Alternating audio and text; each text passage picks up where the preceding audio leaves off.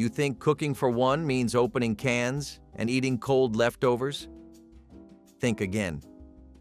African American seniors once mastered the art of creating nourishing, affordable dinners that brought comfort and dignity to solo tables. Let's dig into 60 cheap African American dinners for seniors living alone. Butter beans and rice were another cheap but comforting meal that carried families through lean times. Butter beans, with their creamy texture, were slow-cooked until tender, often flavored with a smoked ham hock or bone if one was available. The smoky taste infused the beans and created a rich broth that poured beautifully over rice. My grandmother used long-grain rice that stretched a pot of beans into enough servings for the whole household. The dish was hearty, filling, and nourishing, feeding both body and spirit. Butter beans were inexpensive compared to meat, yet they carried enough protein to keep families going strong. Children learned to appreciate the soft beans and flavorful broth as part of everyday meals, and adults recognized their value in stretching budgets. It was not a dish of extravagance but of practicality, a dinner that turned cheap staples into something people looked forward to. Butter beans and rice told the story of resilience in kitchens where every penny counted and every plate needed to satisfy. Baked coons or raccoon meat was once a common rural dish in African American communities where hunting remained a necessity. Raccoon was skinned, cleaned, and baked slowly with onions, peppers, and spices until tender. Sometimes the meat was stewed into gravy and poured over rice or potatoes, turning wild game into family supper.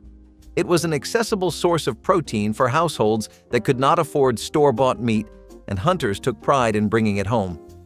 The flavor was gamey but savory, and when seasoned well, it was remembered as comforting and hearty. Children may have been squeamish about it, but for many families it was simply another part of survival. As supermarkets grew and hunting declined, baked raccoon disappeared from most dinner tables. Today it is nearly forgotten, but it once represented self-reliance, cultural tradition, and the ability to turn even the most unconventional meat into nourishment. Baked coons carried memory, heritage, and pride that still deserve recognition. Macaroni with evaporated milk was the humble cousin of mac and cheese, made without luxury but with all the heart. Families mixed boiled pasta with a can of milk, a pinch of salt, and maybe a bit of butter if they could spare it. It thickened into a creamy dish that looked rich even when it was not. Some stirred in black pepper or dried herbs to make it special. It was a dish made to stretch, to fill bellies without breaking budgets. Children never cared that it lacked real cheese. To them, it was just good. For parents, it was a reminder that love could turn even a bare pantry into something that tasted like comfort. In small kitchens, mothers stirred the pot with quiet pride, knowing they were making something that would last until payday. The smell was gentle but comforting, warm like a promise that hunger would have to wait. The sound of spoons clinking in metal bowls was its own kind of music. Families gathered close, sharing laughter over a meal that cost next to nothing but meant everything. It was proof that simplicity could still taste like home, that love could flavor even the plainest food. Cabbage and smoked sausage was the one-pot wonder that could feed a crowd. A single sausage link, sliced thin, was all it took to flavor an entire head of cabbage. Grandparents threw it all in a big pot with onions, pepper, and a spoon of grease. The cabbage wilted slow, its pale green turning gold in the steam. The smell filled every corner of the house, warm and inviting. Served with rice or cornbread, it made a full meal out of scraps. Each bite was smoky, sweet, and soft, the taste of making enough for everyone. It was not fancy, but it was always filling. Even when the sausage was barely there, its flavor carried through the whole dish. It was the kind of food that brought everyone to the table and kept them grateful. Fish head stew was a dish born out of necessity, yet it carried surprising depth and flavor. Fish heads, often discarded by others, were simmered slowly with onions, potatoes, and rice until they yielded every ounce of richness to the broth. My grandmother insisted the heads made the stew better than fillies, providing body and nourishment that nothing else could. The bones and skin flavored the liquid until it turned hearty and comforting. Potatoes stretched the meal, rice thickened it, and vegetables added substance, turning scraps into a filling supper. The taste was strong, earthy, and unforgettable, reminding everyone that no part of food should go unused. For Black families in the 1960s, fish head stew was a common way to stretch the catch of the day, ensuring nothing went to waste. It became a lesson in thrift and gratitude, proof that survival demanded creativity. Fish head stew was both humble and mighty, sustaining families through lean times with flavor and tradition.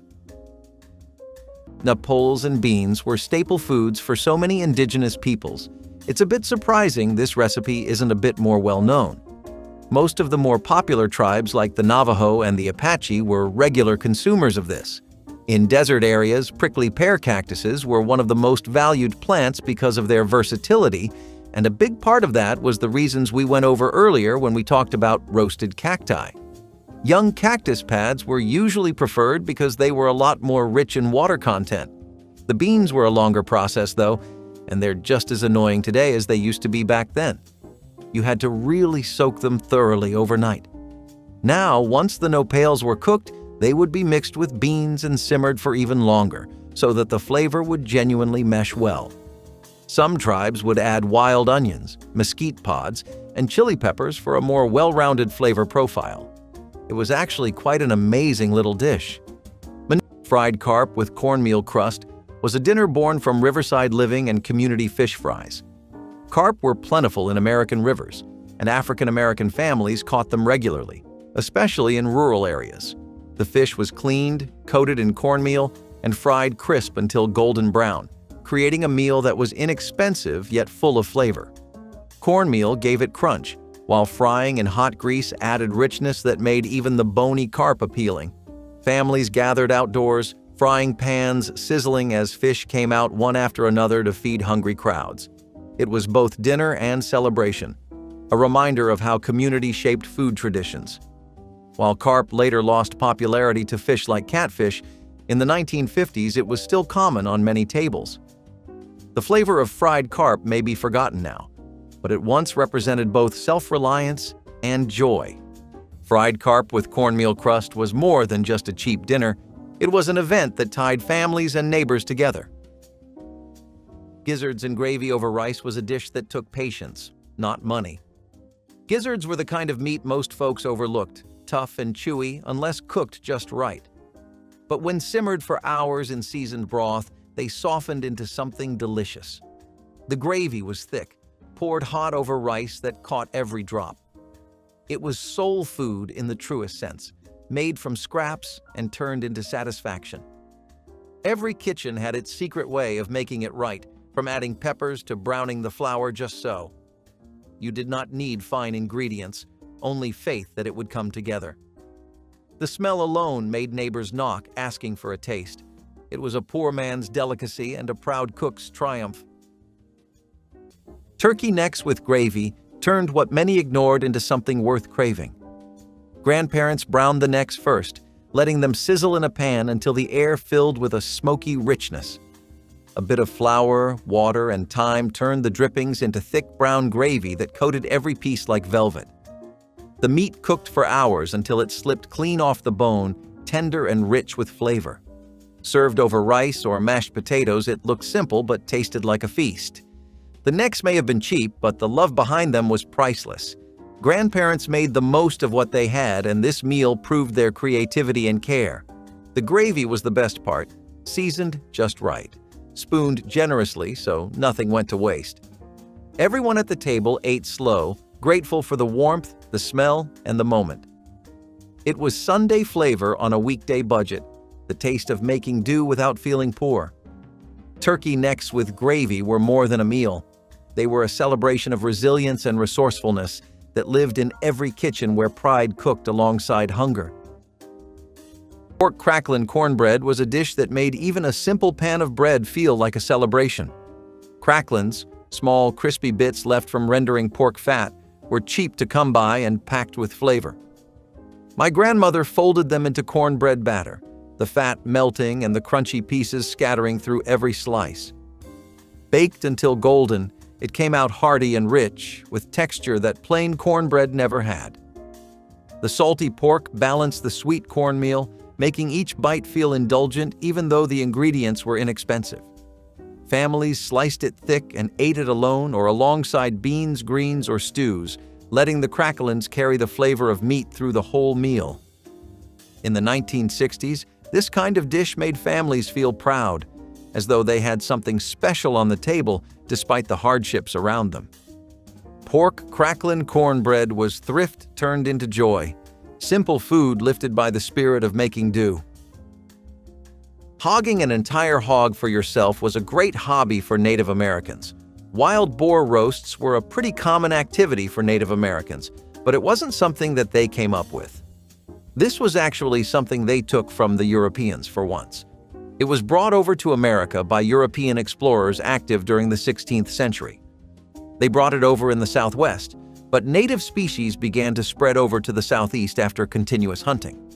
Tribes like the Creek and Seminole eventually adapted and began to incorporate boris into their diets as well, using their own traditional methods like roasting and pit cooking.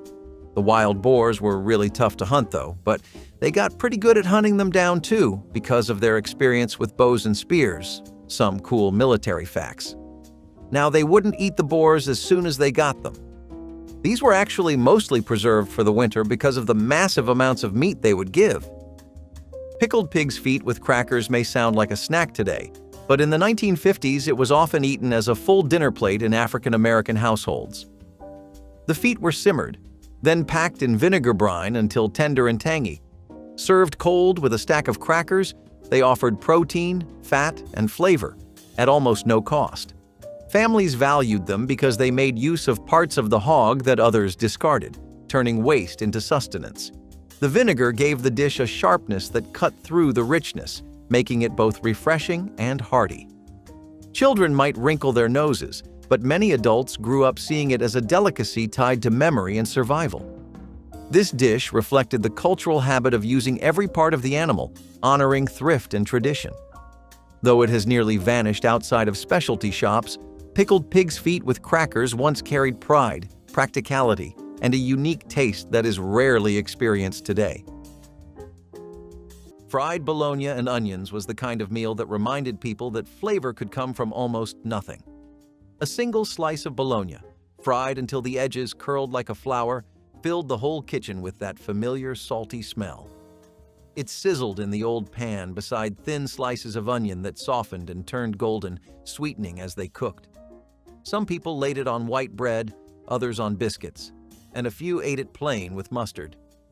It was the taste of a long day's work, the hum of conversation, and laughter over chipped plates. The bologna might have been cheap, but the pride behind that frying pan was not. Families made this after the paycheck ran out, after rent was paid, when the fridge was nearly empty but spirits stayed high. It was food for the tired, the hopeful, and the proud, people who refused to let hunger take away their joy. Kids grew up thinking the smell of frying bologna meant love, because in a way, it did. That sizzling sound meant dinner was ready, no matter how little there was to cook. Lima beans and rice were the heartbeat of humble suppers. The dry beans soaked overnight in cool water, swelling with promise. The next morning, they simmered with onions, salt, and sometimes a scrap of ham or a spoon of lard for flavor. The smell drifted through small kitchens, soft and soothing, like the memory of peace. When the beans turned creamy, rice joined the plate, a mound of comfort waiting to catch every drop of the broth. It was food that filled you without fuss, a steady meal that kept the body strong and the soul calm. Grandparents stirred it slow, never wasting a grain or bean. The dish stretched across days, reheated, shared, and remembered. Each bite was a reminder that survival could taste good, that frugality did not mean lack.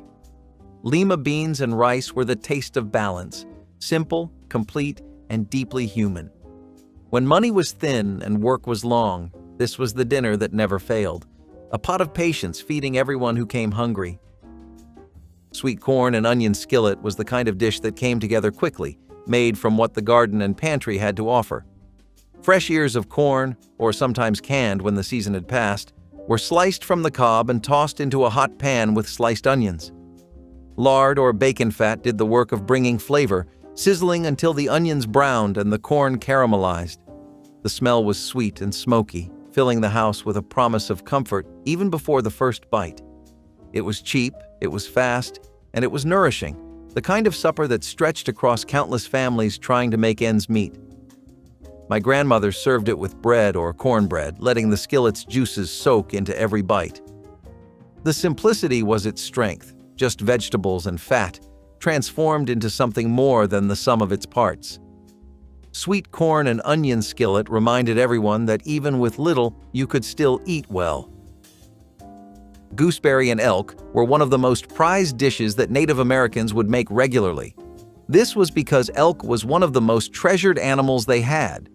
In the Rocky Mountains, the Pacific Northwest, and the Great Plains, all sorts of tribes were known for how much they prioritized elk usage. This is because elk was something that was beneficial overall, just like deers and bison. The hides wouldn't just be used for clothing. A good quality elk hide, or one that was prized in towns like a white hide, would actually go for a fair amount of resources. They were also something that would provide meat for literally months. Even one elk was a game changer for a tribe going through tough times. They were dried for later use all the time, and the most valuable cuts were always kept for slow roasting so that they could have a great meal out of it. It was preserved for special ceremonies and hunting feasts, which would usually occur during the summer when gooseberries were also in harvest. A roasted elk haunch with some gooseberry sauce was enough food for an entire family or an entire hunting party. So, imagine what it could do for us today. Fried saubali with molasses was a dinner that blended savory and sweet in a way that still lingers in memory. Saubali, or pork belly, was inexpensive and high in fat, making it a common ingredient for working families. Sliced and fried crisp in a skillet, it was then drizzled with molasses, turning it into a dish that balanced salt, fat, and sweetness. Served with cornbread or potatoes, it made a plate that was both filling and deeply flavorful. Families loved it because it elevated a humble cut into something special, a small indulgence during hard years. The molasses gave the pork a sticky, caramelized coating that made the dish memorable for children and adults alike. Though it disappeared as leaner cuts became more common, fried saubali with molasses once represented creativity and comfort. It proved that even the simplest, cheapest ingredients could create meals that felt indulgent and satisfying in every bite.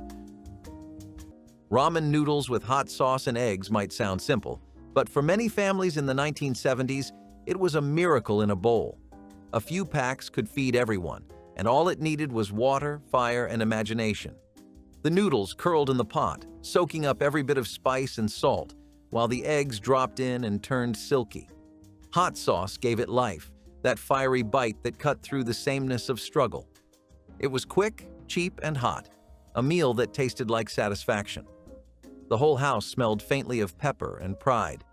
People called it poor folks' comfort food, but it was clever too, proof that creativity beats money any day. When you had nothing but still made something good, you learned to see joy in the smallest things. That bowl was proof that flavor, like hope, could always be stretched. Rice and gravy suppers were the soul of weeknight dinners, simple and satisfying. Grandparents browned whatever they had, chicken scraps, neck bones, or even onions alone, to make a base for the gravy. The drippings told the story, turning flour and water into gold. The smell was deep and comforting, rising from the pan like a promise. Hot rice waited patiently in a pot nearby, ready to soak up every drop.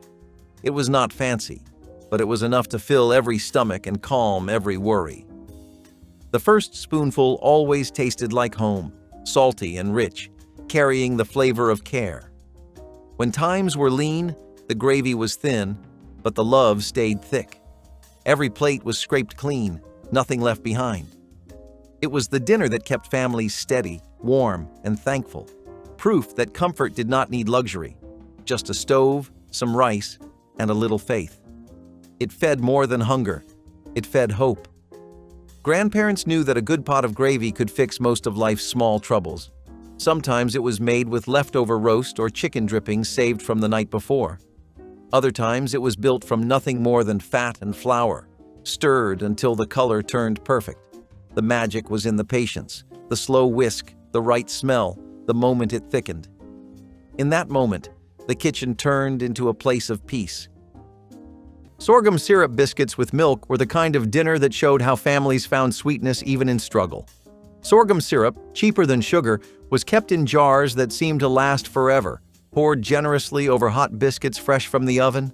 My grandmother baked the biscuits with flour and lard, ingredients that could be stretched and shared across multiple meals. Once the biscuits were ready, she split them open, drizzled them with syrup, and served them with cold milk poured into glasses. It was simple but filling, providing enough energy for tired workers and growing children. The sweetness of the syrup turned plain flour biscuits into something that felt like a treat, even if it was just supper.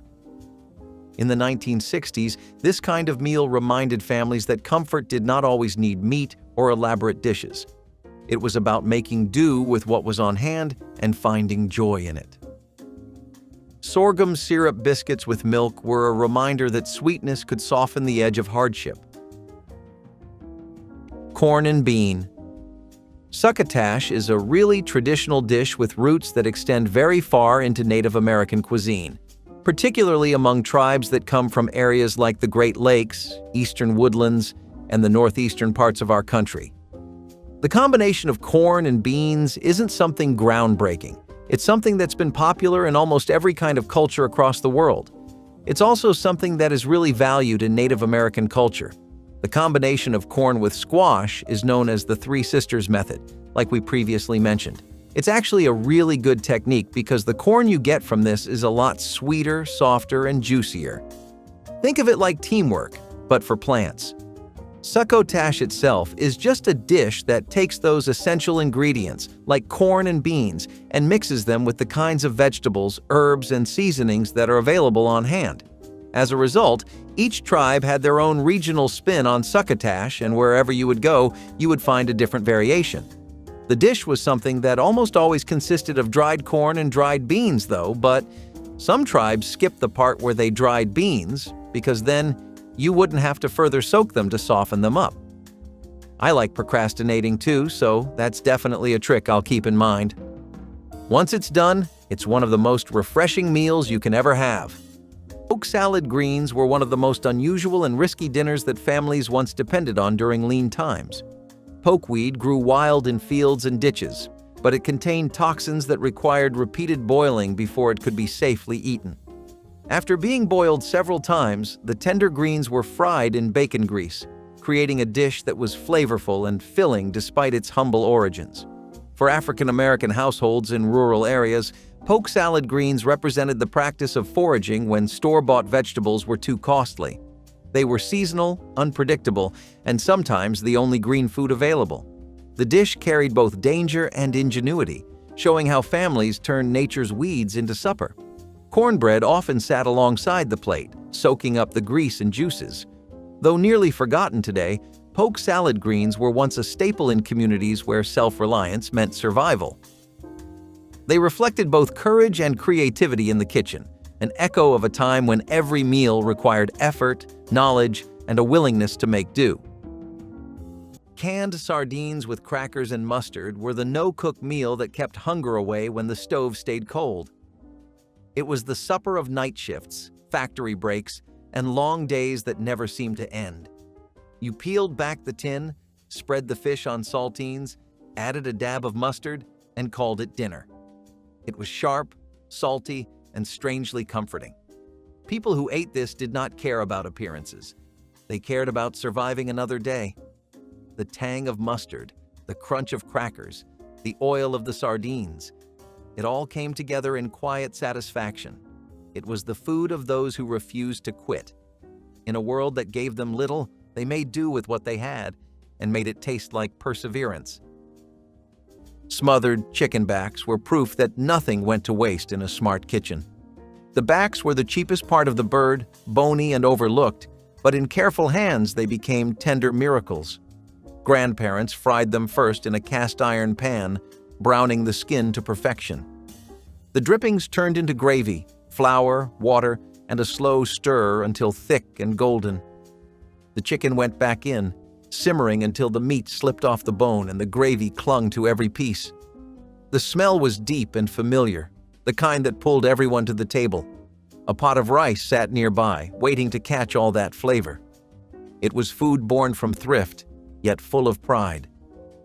Every bite told the same story, of making do, of feeding many from a little, of turning scraps into something worthy of thanks.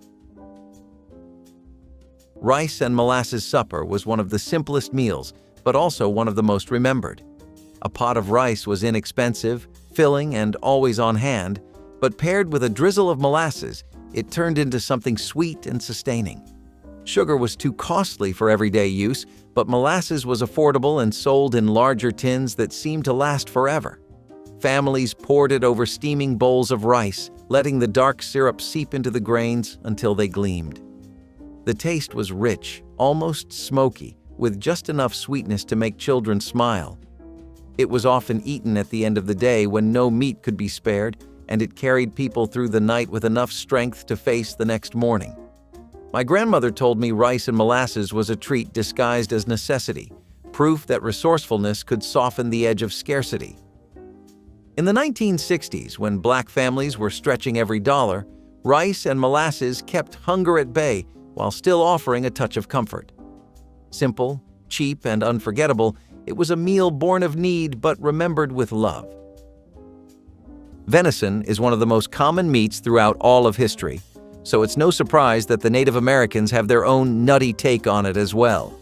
In forests and grasslands, deer would usually thrive a lot more than what we're used to.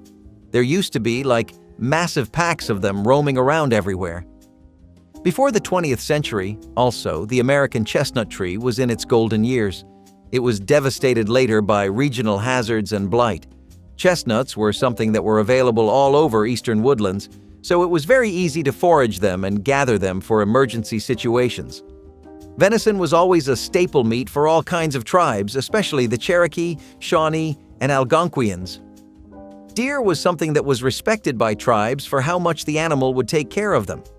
It would give them hides for clothing, the sinew was used for tools, and the bones were used in medicinal broths and kept for trading or for hunting tools. The meat was also very flavorful and important for making pemmican, which was a superfood essential to the Native Americans. Venison was usually cut into cubes and put into a broth with roasted and peeled chestnuts. Rice and gravy from pan drippings may sound too plain to be dinner, but in African American households, it was often the centerpiece of supper. After frying meat or even vegetables, the drippings left in the pan were turned into gravy with flour and water. That gravy, poured over hot rice, became a full meal in itself. Families appreciated it because rice was cheap and filling, while the gravy added flavor that made plain starch taste indulgent. Children grew up eating this regularly, and it carried a sense of comfort tied to ordinary evenings. Sometimes bits of onion or leftover vegetables were stirred into the gravy, but the heart of the dish was the simplicity of making do with what was available.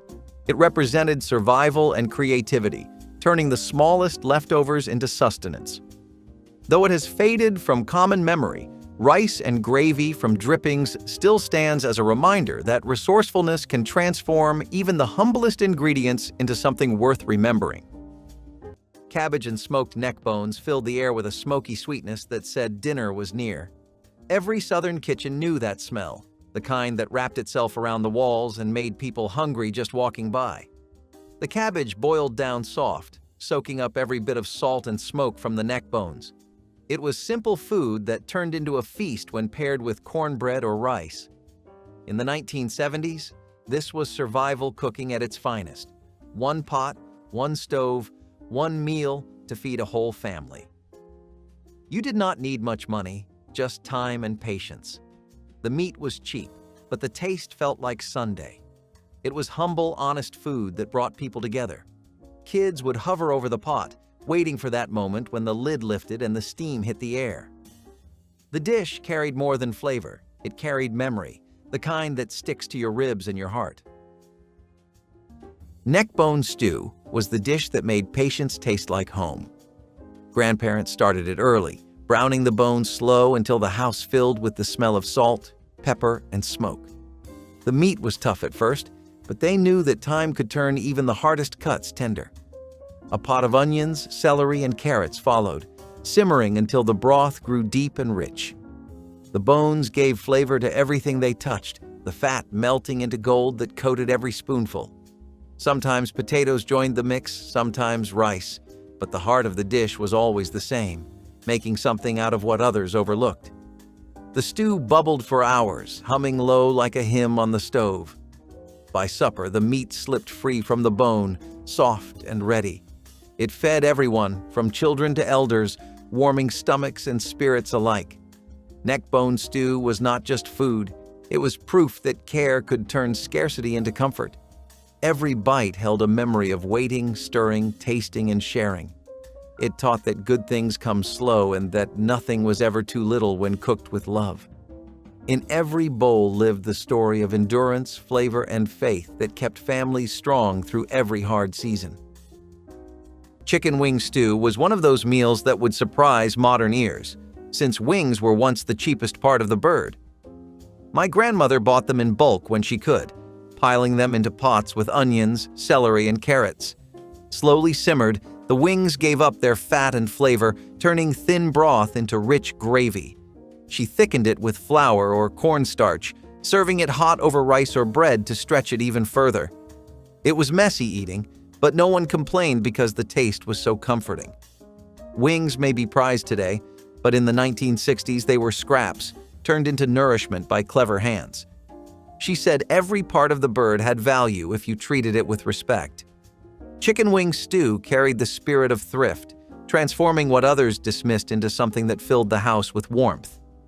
It was proof that good cooking did not depend on wealth, only patience and care.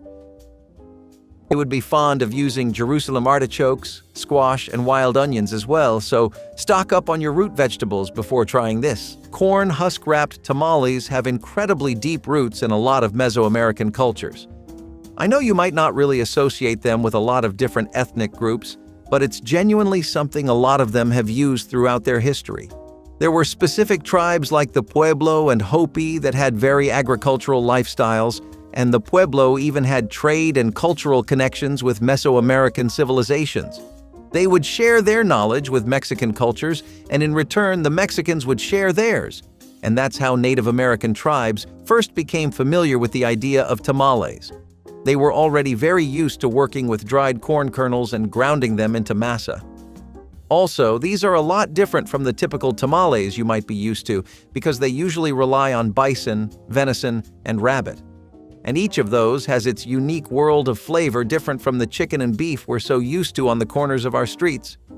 If you're looking for a fresh spin, try to hit up an authentic Native American joint or work with some venison or rabbit at home. You might be pretty surprised. Cowfoot soup was once considered a true stick-to-your-ribs dinner in African American kitchens, especially during lean years. Made by simmering cow feet slowly for hours, it produced a gelatin-rich broth that thickened naturally. Vegetables like carrots, onions, and potatoes were added to round it out, but the real heart of the dish was the deep, silky broth that clung to every spoonful. Families believed it gave strength and lasting fullness, which mattered when work was hard and meals were scarce. The dish required patience, since the feet had to cook down until tender, but the result was both nourishing and comforting. It carried a flavor unlike anything else, with a richness that no canned soup could match. Served with bread or rice, cowfoot soup fed whole families for pennies. Though it has largely disappeared from modern tables, it once represented resilience, thrift, and a belief in food's power to sustain more than just the body. Cornbread and buttermilk was the simplest supper there was, but it carried the most meaning. On hot southern nights, folks would crumble leftover cornbread into a glass or bowl, pour cold buttermilk over it, and eat it with a spoon. No stove, no fuss, just comfort. It was cooling, filling, and deeply tied to home. This dish was about making do with what was left, turning yesterday's bread into tonight's meal. It was humble, but it was also history. A reminder that even in hardship, people found ways to sit down and share a moment of peace. the tang of the buttermilk mixed with the sweetness of the cornbread, creating a flavor that was both sharp and soothing. Old folks swore it could fix almost anything: a tired body, a hungry stomach, or a heavy heart. It was the taste of endurance and gratitude, simple as it was sacred. Gizzards and rice were the meal that taught flavor from labor. Tough at first, the gizzards demanded patience, cleaned, boiled, and seasoned before ever touching the skillet. Grandparents fried them slow with onions, letting the scent of pepper and grease build into something irresistible.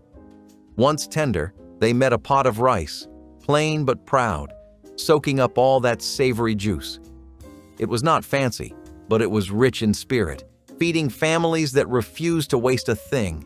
Gizzards, the part most people threw away, became the centerpiece of a dinner that stuck to the ribs.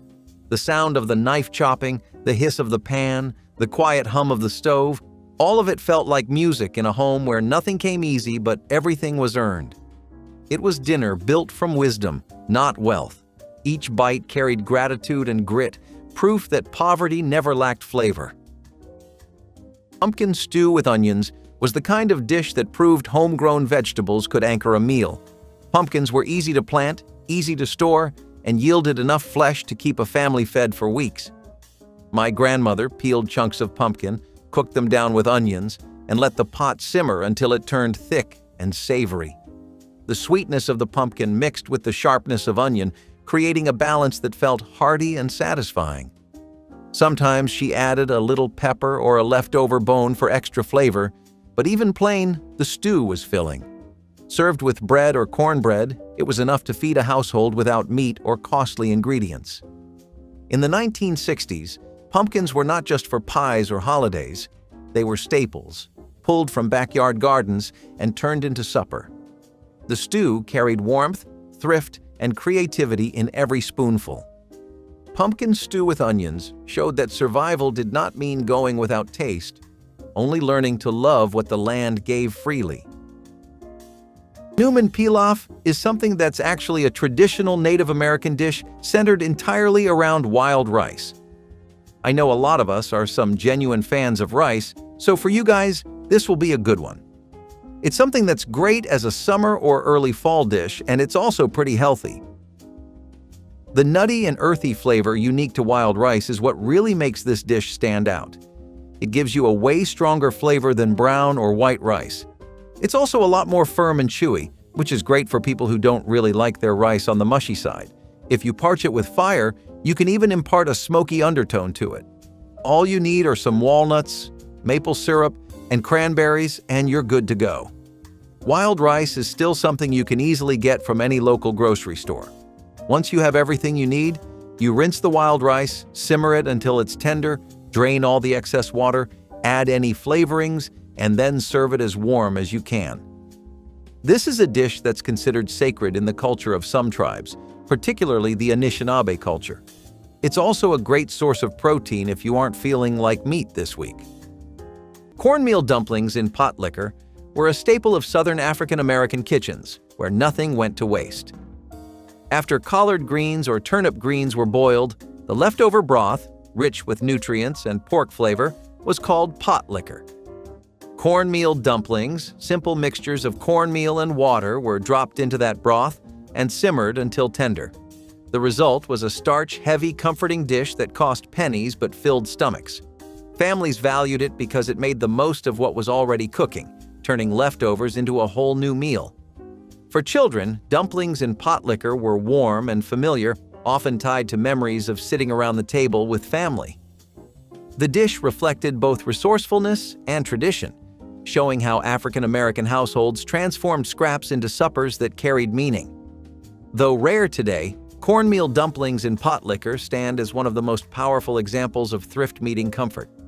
They were practical, soulful, and unforgettable for those who grew up eating them.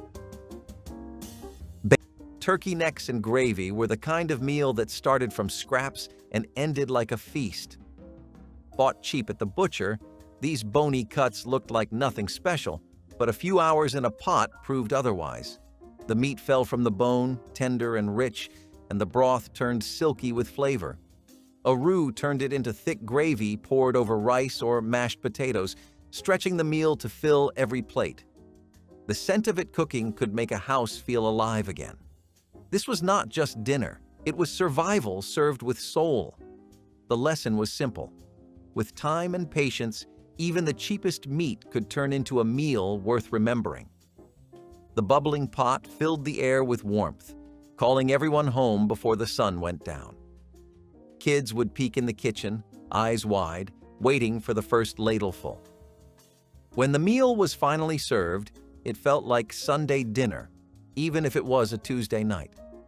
Every bite was tender, heavy with flavor, and lighter on the wallet than anyone could believe. It was proof that comfort did not need wealth, it only needed care. Fried mackerel fillets brought the sea to the table without breaking the bank. Grandparents bought them salted, sometimes canned, sometimes fresh if the market was kind. Each fillet was rinsed, dried, then dredged in cornmeal seasoned with pepper and a touch of cayenne. When they hit the hot grease, the kitchen came alive with crackles and curls of steam. The fish fried golden brown, the smell sharp and inviting. Served with grits, collard greens, or a slice of cornbread, it was a full meal made from little. The first bite carried crunch, then warmth, then salt that lingered like the memory of the coast. Children learned to eat carefully, picking around the small bones with patience. For many, fried mackerel was the taste of survival and skill, of knowing how to turn thrift into comfort. It was eaten with laughter, with stories of better days and pride in how far they had come. Every piece told the truth that even a poor man's fish could taste like celebration when cooked with love. Cornmeal dumplings in tomato broth were the type of dish that felt simple but filling, carrying both thrift and comfort in every bowl.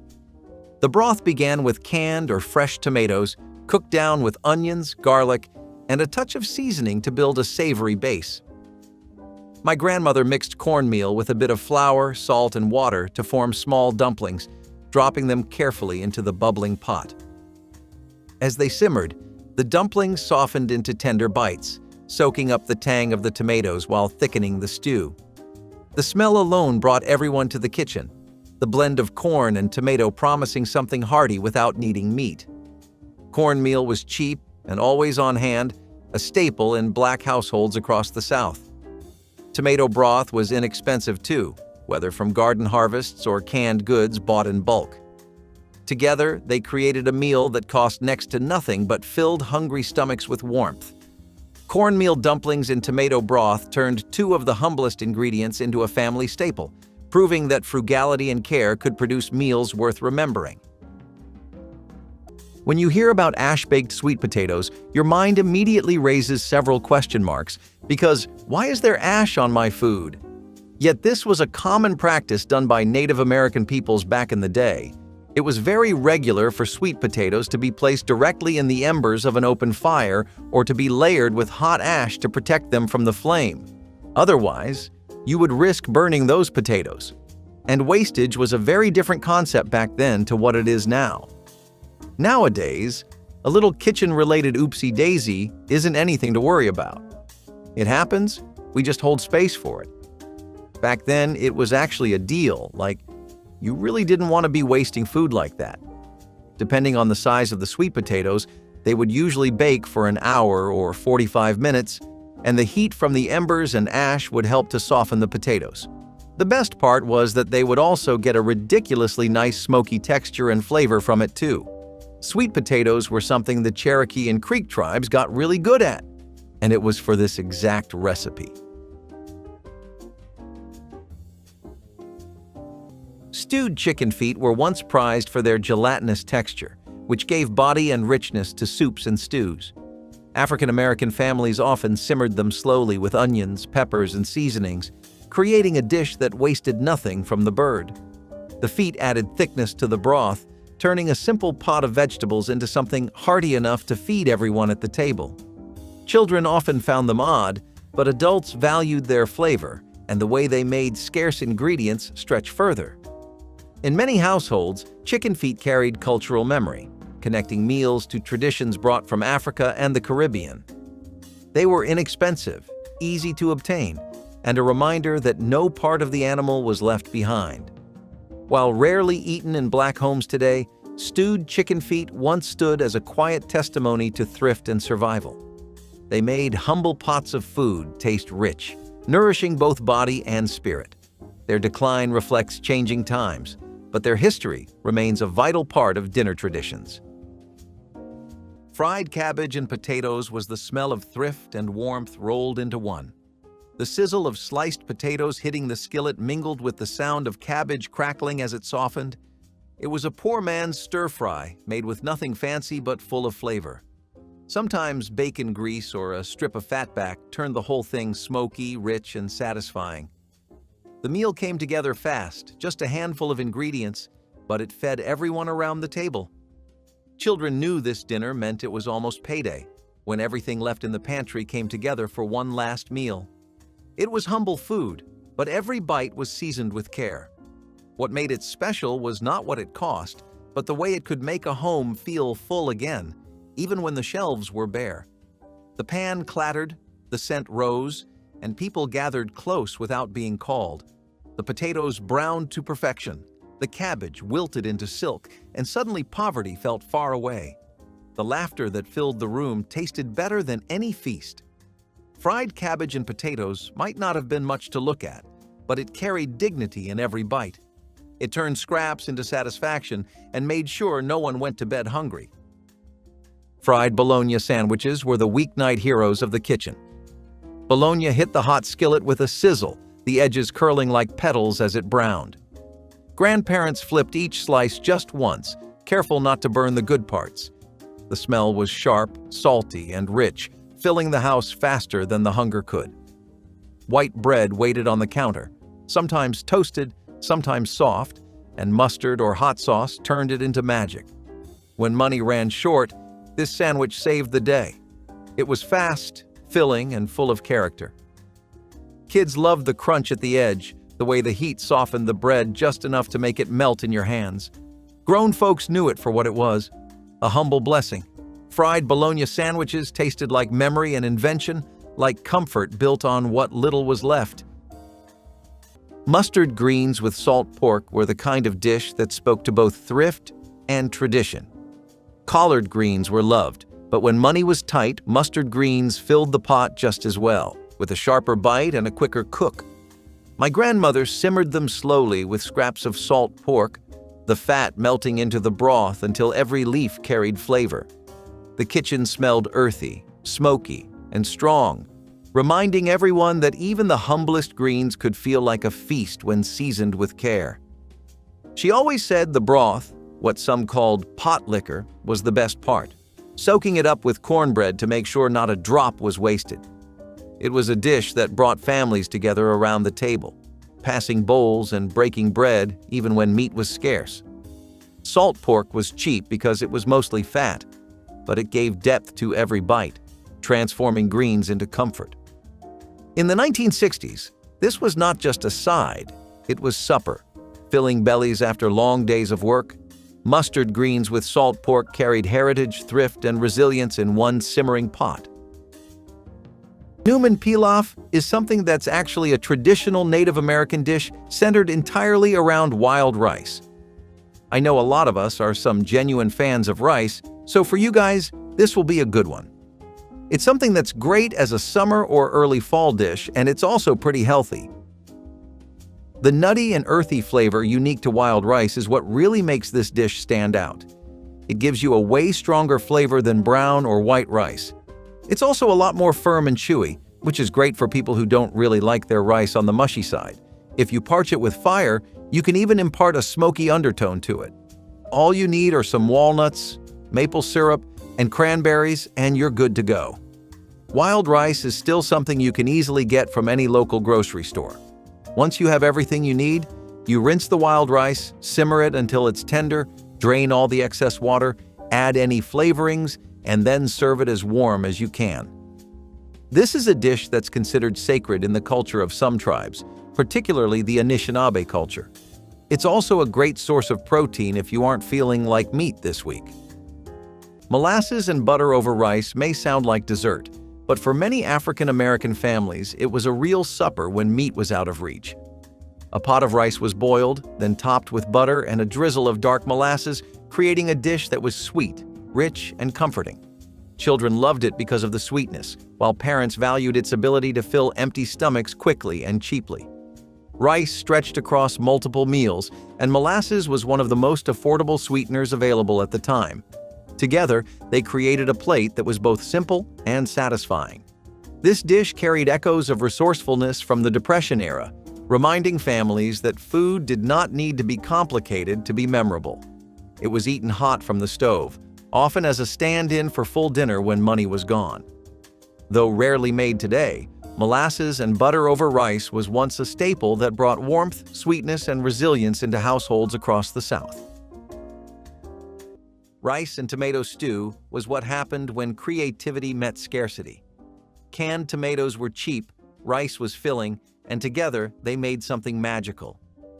The pot bubbled with tangy sweetness and the aroma of onions, garlic, and pepper. Some added a dash of sugar, others hot sauce or greens, but the heart of the dish stayed the same: simple, affordable, and satisfying. It was dinner for anyone who needed a reminder that warmth could come from the simplest ingredients. Each spoonful told a story of resourcefulness, of families who knew how to make flavor out of struggle. The red sauce clung to the grains, thick enough to feed a table full of hungry mouths. It was a dish that taught patience and gratitude, stirring slowly as the day wound down. Kids waited by the stove, drawn by the smell of tomatoes and home. Even when money was low, that pot brought people together. Every bite carried comfort, a reminder that even the poorest table could still hold pride. Cornbread and buttermilk was the quiet comfort that ended many long days. Grandparents crumbled leftover cornbread into big bowls, then poured cool buttermilk over the top until it softened. The tang met the sweetness of the corn, creating a flavor that felt like home. It was eaten slow, with a spoon, sometimes in silence, sometimes between stories. No stove was needed, no fancy ingredients, just what the house already had. It was breakfast, supper, or a midnight snack, dependable and kind. The meal cooled the body in summer and soothed the soul in winter. It reminded families that simplicity had its own kind of richness. Grandparents said it tasted best after a hard day's work, when hunger met gratitude. Cornbread and buttermilk was proof that the simplest things often held the most heart. The sound of the spoon scraping the bowl was steady, familiar, and peaceful.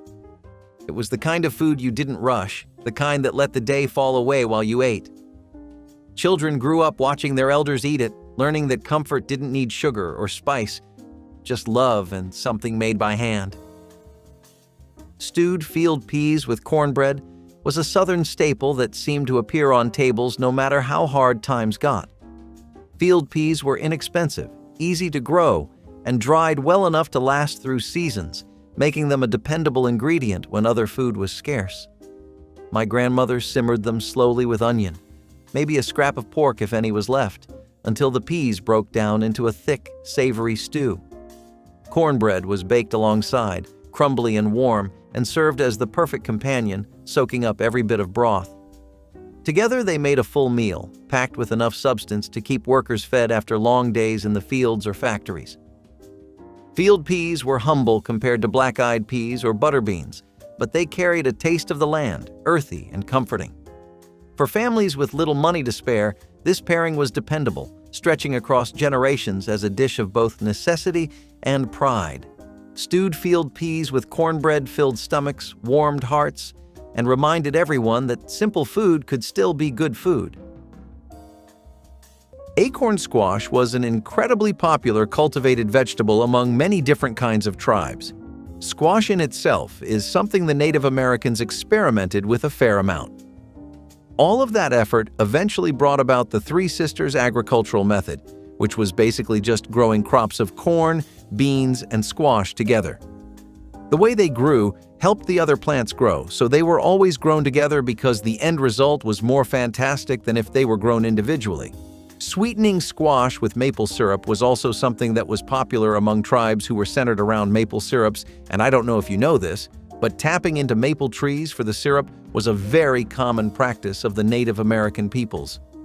They were arguably better at it than anyone else too, especially because of how much they valued maple syrup as a natural sweetener.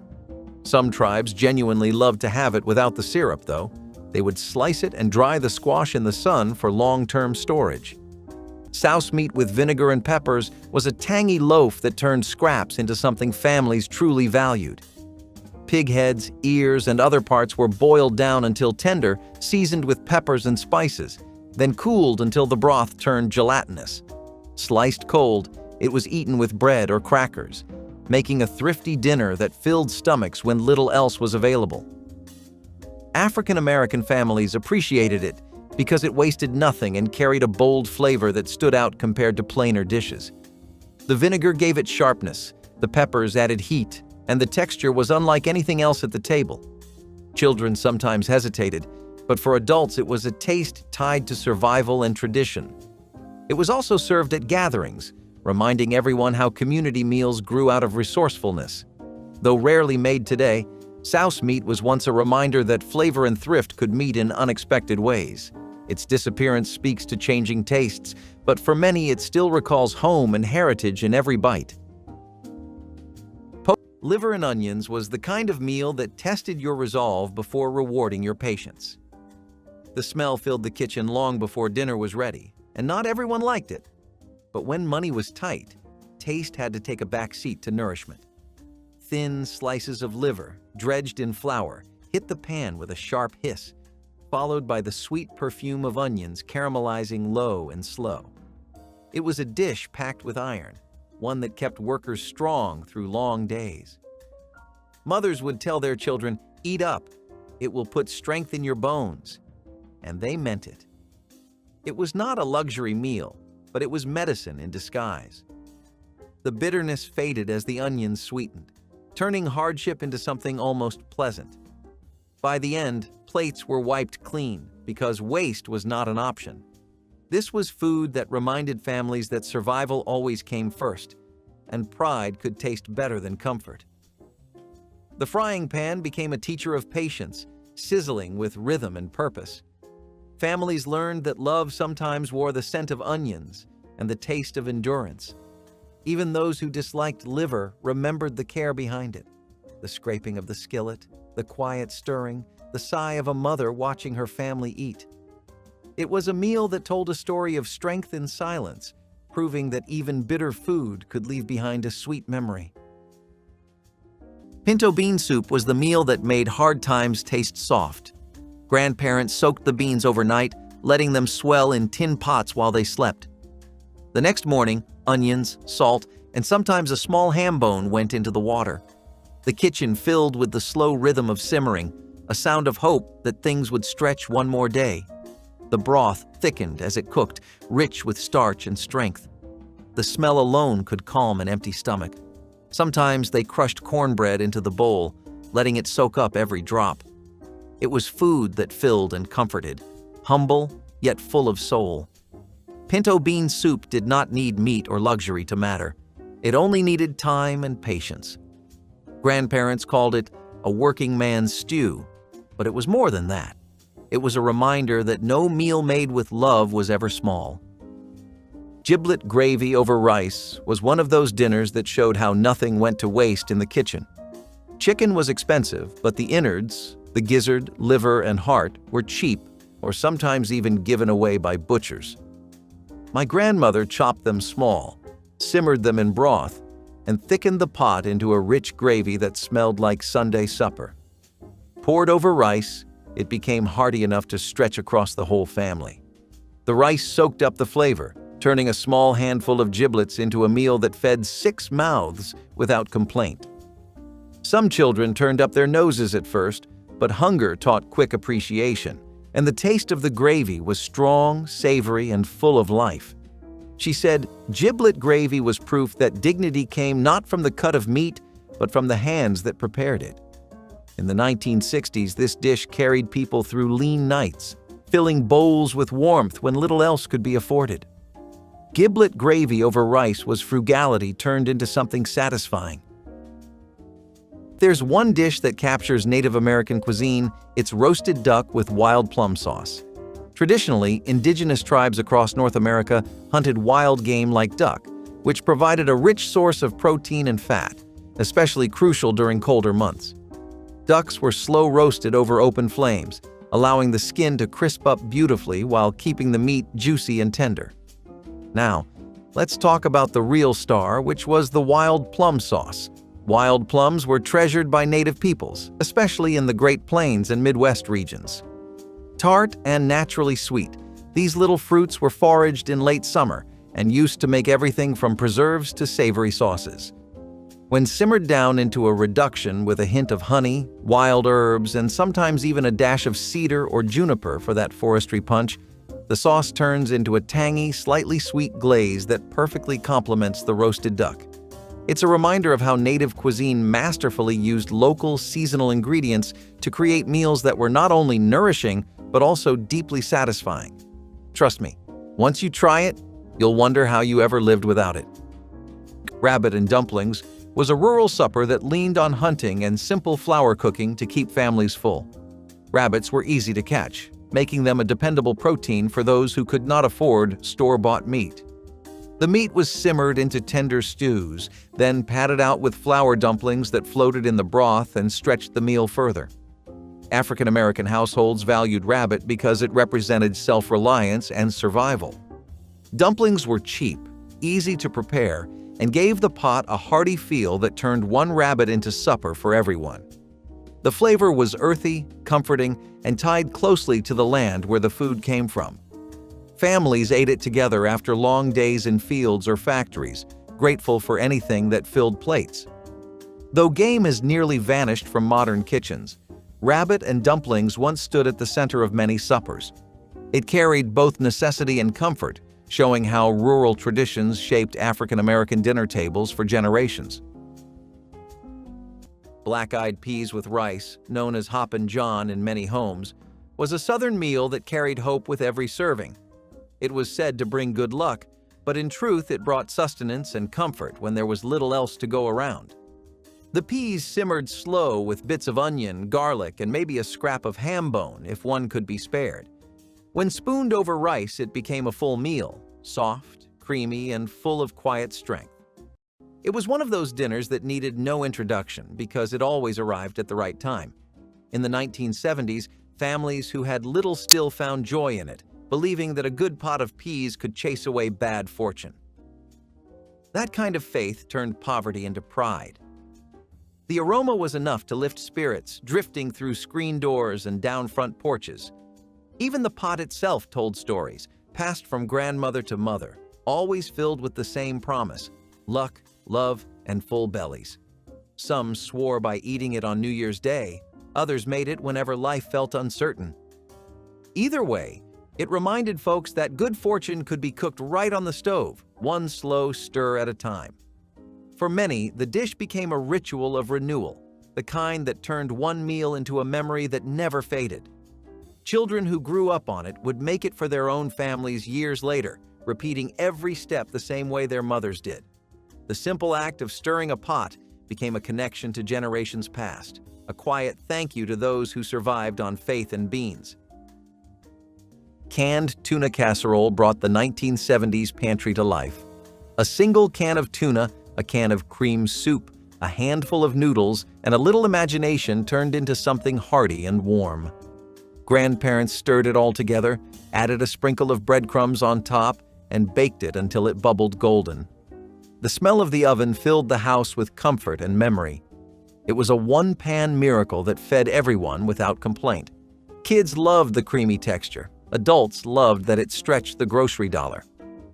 Tuna casserole was proof that convenience could still taste like care, that even in hard times a meal could feel special. Every bite carried the warmth of family and the cleverness of making do. It was the kind of dish that filled the kitchen with chatter, laughter, and the clinking of spoons. The top crust gave a little crunch, while the inside stayed silky and rich. It felt like a feast, even when made from cans and boxes. Some families added peas or onions for color. Others topped it with crushed crackers instead of breadcrumbs. However it was made, It never failed to satisfy. It reminded everyone that even small things, when cooked with heart, could feel like abundance. Fried bream with hush puppies was a meal born from rivers, ponds, and hands that knew how to fish. Bream, small and plentiful, cost little more than the time spent catching them. My grandmother cleaned the fish, rolled them in cornmeal, and fried them crisp in hot oil until the skin crackled golden brown. Hush puppies bubbled alongside, little cornmeal fritters that were cheap to mix and cooked quickly. Together, they made a dinner that felt rich without draining a wallet. Families gathered around plates piled high, dipping hush puppies into hot sauce or eating them plain while the fish cooled. The taste was pure Southern tradition, simple, salty, and tied to the land and water.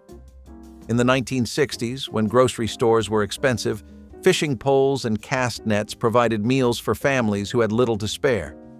Fried bream with hush puppies was more than food. It was a reminder of resourcefulness and community, where the catch of the day fed everyone at the table. Buffalo and hominy soup is a bit of a unique one. I know that hominy is still something a lot of people prefer, definitely some UNCs and boomers, but also some people who just like retro, vintage, or cultural food. Buffalo meat is a bit harder to get than wild rice, though, and depending on where you live, this might not be a dish you're able to recreate, but I digress. You brown the buffalo meat in a pretty large pot, simmer the broth, add the hominy and seasonings, and just stir. Then you taste, test, and serve. It's a pretty easy recipe considering that the rest of the stuff on here does take some technical cooking skill, especially when it comes to the prep work. If you do decide to recreate this, you should honestly aim for making a winter dish out of it. That's how it was historically eaten back in the day for the Native American peoples as well, and that's because bison meat was really good at keeping you warm. Plus, this is just one of those soups that brings life back into you. Cow liver hash with potatoes was less famous than liver with onions, but it held a special place in thrifty kitchens. Chopped liver scraps were fried with diced potatoes, onions, and seasonings until the whole skillet was browned and savory. The potatoes absorbed the strong flavor of the liver, creating a hearty hash that stretched inexpensive organ meat into a full meal. African American families valued it because it made use of cuts that others ignored, turning what was cheap into something filling. Served hot with cornbread or rice, it became a dependable dinner for families living on tight budgets. Children often resisted the taste, but adults appreciated both its nutrition and practicality. This dish reflected the culture of never wasting food, using every part of the animal in creative ways. Cow liver hash with potatoes may have faded from memory, but it once stood as proof that even the least valued scraps could be transformed into dinner. It carried both thrift and pride in every bite. Hot water cornbread with beans was a meal made from ingenuity and routine. When the oven was too expensive to use and flour too hard to find, folks made do on the stovetop. Cornmeal, boiling water, and salt were all it took to fry golden rounds that sizzled crisp around the edges. Served beside a pot of seasoned beans, it became dinner good enough to forget hard times for a little while. It was soft inside, crunchy outside, and perfect for soaking up every drop of bean broth.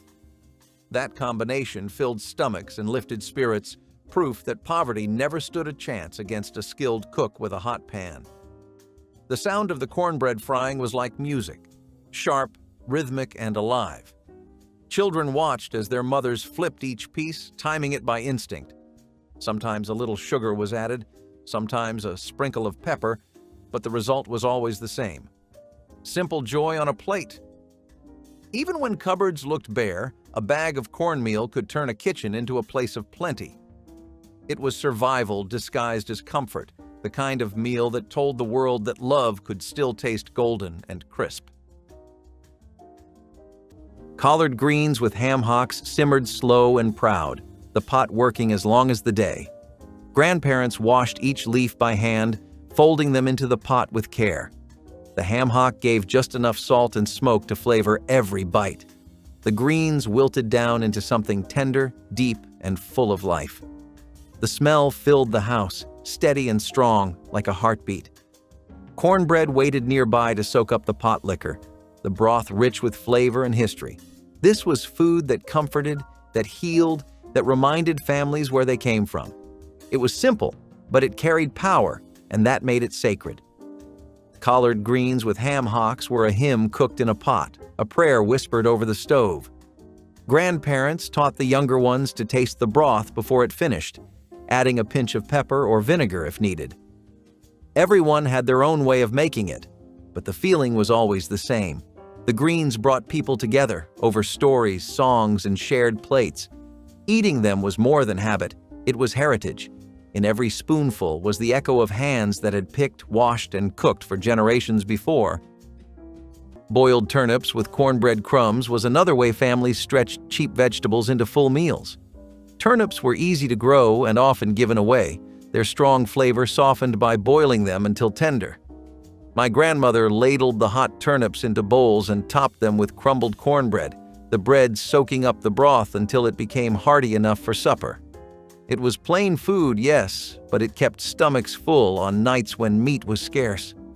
The bitterness of the turnips mellowed with time and seasoning, and the cornbread gave every bite body and comfort. Children might have grumbled, but they ate their fill because there was no room for waste. In the 1960s, this dish was common across kitchens that relied on ingenuity to make ends meet.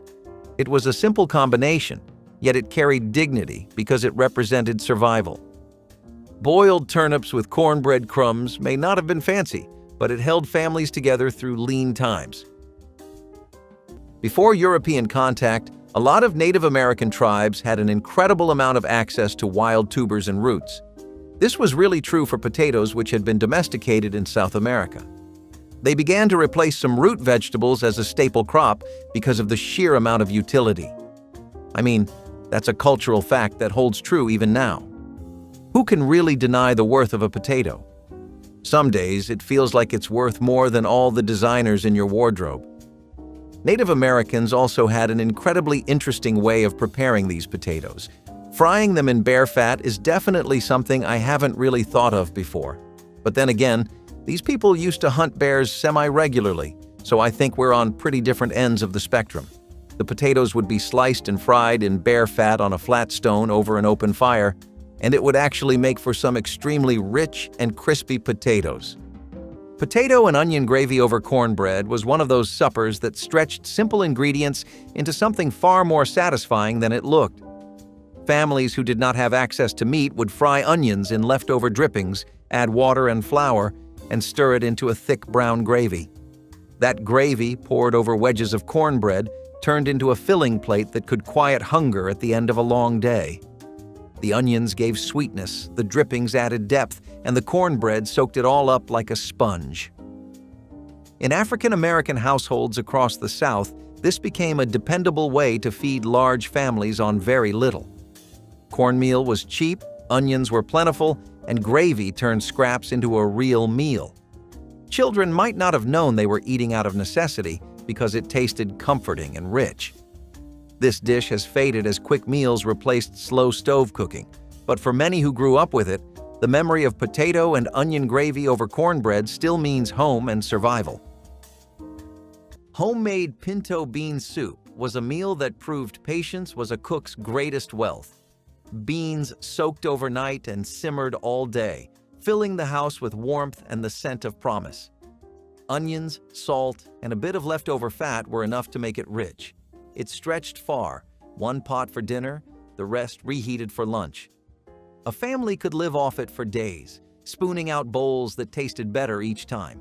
It was more than soup, it was a rhythm of survival, where every meal meant another day endured. Families learned to trust the slow simmer, to let time do the work that money could not. The bubbling pot told its own story, one of endurance and quiet pride. Sometimes there would be cornbread on the side, sometimes just a spoon and faith. It fed bodies and spirits alike, reminding everyone that a little patience could turn almost nothing into something beautiful. Okra and tomatoes were the colors of the garden cooked into a pot. Grandparents sliced fresh okra, juicy and green, and stirred it with tomatoes and onions in bacon grease. The smell was sharp and earthy, filling the house with the scent of summer.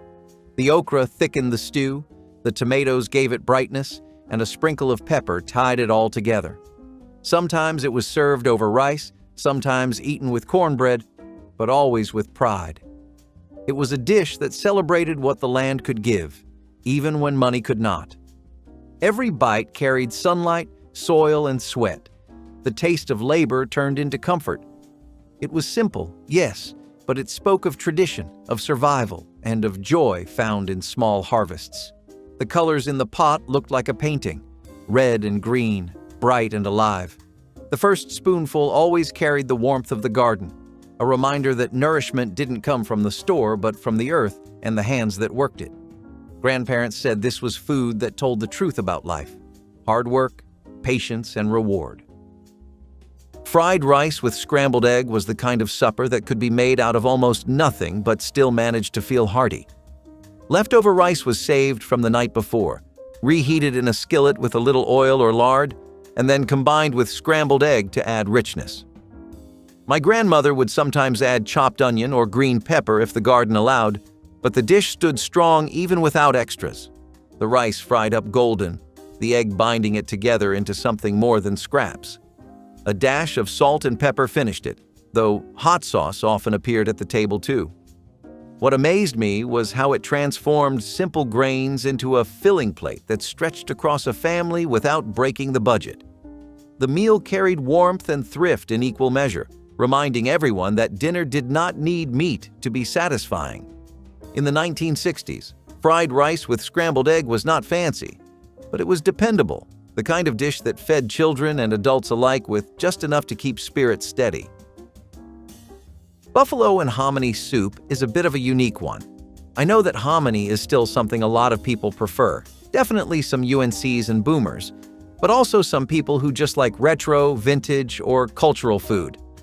Buffalo meat is a bit harder to get than wild rice though, and depending on where you live, this might not be a dish you're able to recreate, but I digress. You brown the buffalo meat in a pretty large pot, simmer the broth, add the hominy and seasonings, and just stir. Then you taste, test, and serve.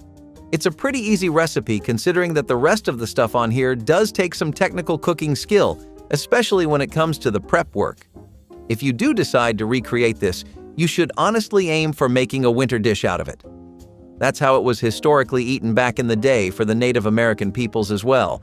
And that's because bison meat was really good at keeping you warm. Plus, this is just one of those soups that brings life back into you. Cow tongue stew was another dish that stretched thrift into flavor, simmering what others discarded into something deeply satisfying. Tongue was cheap and often overlooked, but when braised slowly with onions, peppers, and garlic, it became tender and rich. The meat had a texture similar to roast beef, making it both hearty and comforting. Families who could not afford expensive cuts relied on tongue as an affordable way to bring meat to the table. Served over rice or potatoes, it filled plates and stomachs without emptying wallets. Though some children avoided it once they knew what it was, many still loved the taste and never forgot it. Cow tongue stew represented resilience, using skill and patience to make overlooked parts of the animal delicious. Today it is rare to see it served, but in the 1950s it was a sign of both thrift and pride in the kitchen. It showed that nothing was wasted and everything could be made into supper. Fried cornmeal mush was a meal that stuck to your ribs and your memories. Made from cornmeal, water, and salt, it was poured into a pan, cooled, then fried into golden slabs that crisped on the outside and stayed soft in the middle. It was a Depression-era recipe that refused to die, a cheap staple that carried over into the 1970s because it worked. Kids ate it for breakfast, lunch, and dinner, sometimes with syrup, sometimes plain. The sound of it sizzling in a skillet was the soundtrack of 1,000 kitchens. It was food that made do without apology. In a world that measured worth by what you had, fried cornmeal mush was the quiet reminder that even the simplest meal could feel rich. People learned that comfort came from creativity, not cost. Pig feet with hot sauce turned thrift into celebration. The feet simmered for hours in a big pot with onions, vinegar, and pepper, until the meat turned tender enough to slip from the bone. The air grew thick with spice and memory, the kind of smell that called everyone to the kitchen. Grandparents served them steaming, with hot sauce on the side and cornbread ready to catch the juices. The flavor was bold, rich, and full of soul, a taste that made you pause and savor. It was food for gatherings, for laughter, for long nights spent together. Every bite was messy, sticky, and worth the wait. Pig feet taught patience and appreciation, reminding everyone that nothing in the kitchen should ever be wasted. In every pot boiled the lesson that hard work and good seasoning could turn even the humblest cut into something to be proud of. It was a dish that didn't hide its roots. It celebrated them. Families would sit shoulder to shoulder, wiping their hands between bites, laughing at stories told for the 100th time. The sound of bones clinking against plates was its own kind of music. The hot sauce gave each bite a spark, a fire that matched the spirit of the people who made it. Pork fatback and cabbage was a skillet dish that showed how even scraps of pork could bring life to vegetables. Fatback, mostly fat with little meat, rendered down in a hot pan until it sizzled, releasing flavor into the cabbage. My grandmother would slice the cabbage thin and cook it until tender, soaking up the richness from the fat. The result was savory, smoky, and filling, even though it was made from ingredients most considered cheap or undesirable. Families paired it with cornbread or rice, stretching it further into a full supper. It was food that came from thrift, but it carried a taste that lingered long after the plates were cleared. In the 1960s, fatback and cabbage was a reminder that flavor did not come from abundance, but from knowing how to cook with care. It was a dish that taught respect for every part of the animal and every leaf from the garden. Pork, fatback, and cabbage turned scraps into sustenance. Blackberry glazed venison is a dish that takes the rich and earthy flavor of venison and combines it with the tart sweetness that you so genuinely love about blackberries. It creates this savory and sweet experience that's entirely unique because, quite honestly, while we do have a lot of savory and sweet, we just don't have anything like this. It's a great example of how Native American cuisine often combines wild game with different kinds of fresh foraged fruits and berries and makes dazzling, unique combinations with them. This is all because, unlike us, Native Americans had an incredibly deep understanding and awareness of their environment. And that's the first step in taking advantage of anything, becoming aware of it. The use of blackberries as a glaze or a sauce for wild game, for example, was something that indigenous cultures came up with after several rounds of trial and error. Blackberries were something they learned to use over time, and that's one thing I really like about Native American recipes. You can tell that the people who made them were very open to exploring potential possibilities. I think as a country, we were only that experimentative in the 60s or 50s. Anyway, back to actual vintage times. Venison was a primary source of protein for so many tribes that it was honestly their go-to. The abundant wildlife in several regions meant that a hunting-based lifestyle was pretty natural. They were also very good at butchering the deer, and they would cut it up in specific ways using the loin, shoulder, and backstrap because of how tender and flavorful they were. Would you ever try this? Stewed cabbage with neck bones was a heavy pot supper that reflected the creativity of African American kitchens in the 1950s. Cabbage was cheap, filling, and easy to grow, while pork neck bones could be purchased for next to nothing at local butcher shops. Simmered together slowly, the cabbage soaked up the smoky, savory flavor of the bones, creating a meal that stretched to feed an entire family. A pot of this on the stove meant everyone would eat, even if there was no extra meat to share. Cornbread often accompanied the dish, soaking up the broth that formed at the bottom of the pot. Though humble, it was deeply flavorful and comforting, bringing families around the table after long days. Today, faster cooking and processed meals have replaced the patience of slow-simmered cabbage, but for those who grew up with it, the memory remains strong. Stewed cabbage with neck bones was a dinner born of thrift, tradition, and the determination to make even scraps taste like a feast. Pig's feet stew was one of those meals that made a house smell alive. The pot simmered for hours, slow and steady, turning tough meat into something soft enough to fall from the bone. With onions, garlic, and a few sprigs of greens, the broth thickened into something hearty enough to stretch across 2 or 3 nights. No one wasted anything, not even the bones, because that stew carried everything a family could afford, and sometimes more. It was made on Sundays, or when the weather turned cold, the kind of dish that drew neighbors to the porch asking what was cooking. The feet themselves were cheap, sold in bundles for less than $1, but the patience to make them tender took skill. This was food for people who had more time than money and more faith than both. The slow bubbling, the steam on the window, and the laughter that followed each bowl told the story of survival done with grace.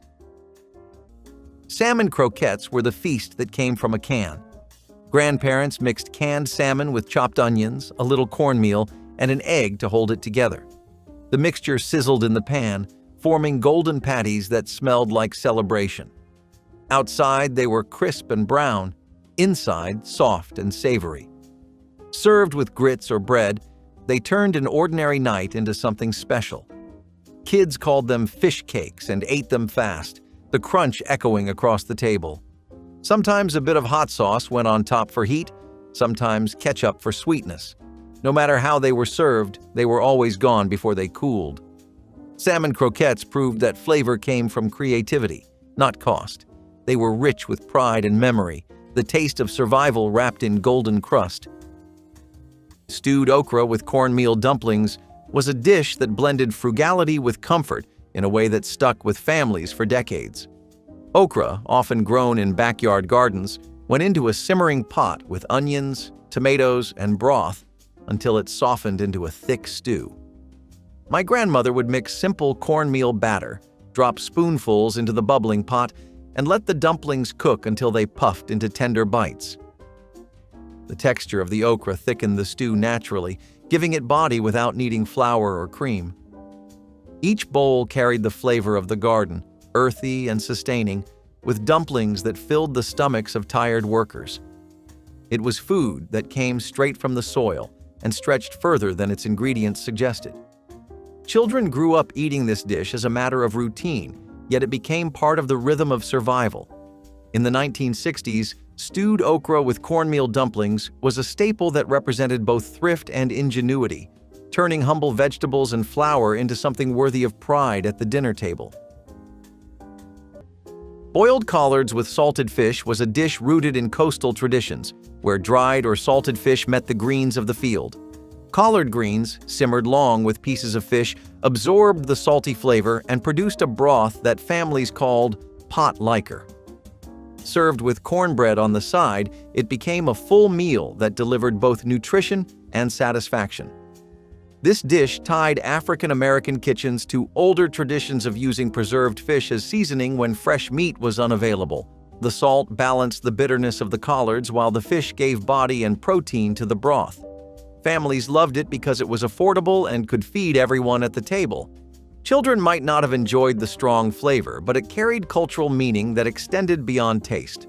Though rarely seen today, boiled collards with salted fish once represented a connection between land and sea, resourcefulness and survival, and the enduring tradition of turning simple ingredients into communal suppers.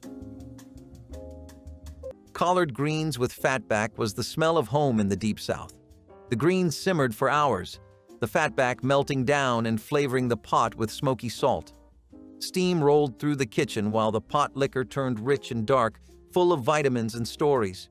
Families ladled it over cornbread, wiping bowls clean. This dish was more than food. It was ceremony, a way of honoring the past while surviving the present. In the 1970s, it carried the same meaning it always had: resilience. Even when money was thin, collards on the stove meant everything would be all right. The greens were humble, but they represented everything enduring and good. Fried bologna sandwiches were the weeknight heroes of the kitchen. Bologna hit the hot skillet with a sizzle, the edges curling like petals as it browned. Grandparents flipped each slice just once, careful not to burn the good parts. The smell was sharp, salty, and rich, filling the house faster than the hunger could. White bread waited on the counter, sometimes toasted, sometimes soft, and mustard or hot sauce turned it into magic. When money ran short, this sandwich saved the day. It was fast, filling, and full of character. Kids loved the crunch at the edge, the way the heat softened the bread just enough to make it melt in your hands. Grown folks knew it for what it was: a humble blessing. Fried bologna sandwiches tasted like memory and invention, like comfort built on what little was left. Ham bone soup with vegetables was one of those meals where one piece of meat flavored an entire pot. A single ham bone, stripped of most of its meat, simmered for hours with onions, carrots, and potatoes until the broth turned rich and smoky. My grandmother would add beans or greens if she had them, letting the flavors meld into something far more substantial than the ingredients suggested. Families gathered around steaming bowls, dipping bread into the broth and savoring the flavor the bone had left behind. It was frugal cooking at its finest, taking scraps and stretching them into nourishment. The soup fed many mouths, warmed cold nights, and made do with what was available. In the 1960s, when meat was costly, a ham bone could be the centerpiece of dinner, proving that thrift and patience could coax flavor out of nearly anything. Ham bone soup with vegetables carried both practicality and comfort in every ladleful. Hickory smoked trout is a dish that's both traditional and economical. This recipe was built to both maximize preservation and flavor. The techniques that were developed by the indigenous peoples came in very handy with all sorts of recipes, but the effect was very clear here. Smoking fish was an extremely standard way of reducing spoilage and wastage. Plus, the rich, smoky flavor of hickory already synchronized very well with the technique of smoking fish. That is to say, it all worked together and came together brilliantly. Trout was a very common seafood for people, and depending on the species, you would get an entirely different flavor profile too. Though I always thought that rainbow trout would be better, people were also known to use brook trout for smoking. If you don't have access to either, even freshwater fish is a great alternative. Just make sure to clean and gut whatever you get. Interestingly enough, Native American recipes would not require deboning, but if that's something you want to go ahead with, feel free to do so and recreate this in your own way. What really matters here is whether or not you smoke the trout over a consistently low temperature, because that's kind of the entire key to sealing all those flavors in. The trout is a delicate fish, and the exact kind of flavor and texture the Native Americans would impart to it was something that was only possible thanks to a lot of attention to detail. When you do try to recreate this, make sure you're paying that much attention. Chicken backs and rice showed how far a single bird could go. The backs were the cheapest part, sold in big bags that nobody else wanted, but they held flavor like nothing else. Boiled slow, the broth turned golden, thick with the taste of chicken and onion. Rice soaked it all up, and soon the pot was full enough to feed everyone. The dish was born from necessity, but became tradition. It was not fancy, but it was honest. The kind of meal where mothers seasoned with instinct and love instead of measuring spoons. The bones were picked clean, the bowls wiped dry, and the family left full. This was the art of survival turned into something sacred. Every bite was a reminder that waste was a luxury no one could afford, and gratitude made everything taste better. Fried catfish. Fridays were the highlight of the week, a reward after days of work. The fish was cleaned, seasoned, and dredged in cornmeal before meeting the hot grease. The crackle of the oil was music in the kitchen, a sound everyone knew meant dinner was near. The smell drifted outside, pulling in neighbors and cousins alike. Plates were filled with fried catfish, hush puppies, and maybe some coleslaw if there was time. Grandparents said grace, then everyone dug in, hands and laughter flying. It was food for the spirit, food for community, food for faith. Fried Catfish Fridays were not about wealth. They were about togetherness, joy, and pride in what could be made from so little. The meal was a celebration of ending the week strong, a tradition that turned simple fish into a feast. The crispy edges crunched, the inside melted soft, and the taste carried generations of memory. For many, this dinner meant the start of the weekend, a time to gather, to rest, and to give thanks for making it through another week. It was Southern joy served hot from the skillet. Fried green tomatoes with grits was a cheap Southern classic that carried both tradition and thrift in every bite. Unripe tomatoes, plucked before they spoiled, were sliced, dredged in cornmeal, and fried until golden in a skillet of hot oil or bacon fat. My grandmother paired them with bowls of creamy grits, the cornmeal base that stretched across countless households for pennies. The tomatoes were tangy and crisp, the grits soft and warm, creating a contrast that satisfied both hunger and taste. It was food that came straight from the garden and pantry, without needing costly additions. Families ate it often in the summer when tomatoes grew in abundance, but it found its way to the table year-round. The combination of fried green tomatoes with grits represented resilience, resourcefulness, and the comfort of tradition. In the 1960s, this meal stood as proof that good food did not depend on wealth but on knowing how to use what you had wisely. Steamed maple pudding is a really delicious and comforting dessert. It's something that takes the warm allure of maple syrup, something we've all become so fond of, and the beautiful, comforting texture of a steamed pudding. What do you get in the end? One of the best kinds of comfort foods you can imagine, with a very maple-oriented twist. This is the perfect autumn dessert, the perfect midday brunch recipe, or just a wonderful thing to bring to a potluck with your friends. Either way, if you want all eyes on you and a round of applause, this is what you should be bringing. In traditional Native American cooking too, this is pretty much the reception the dish had.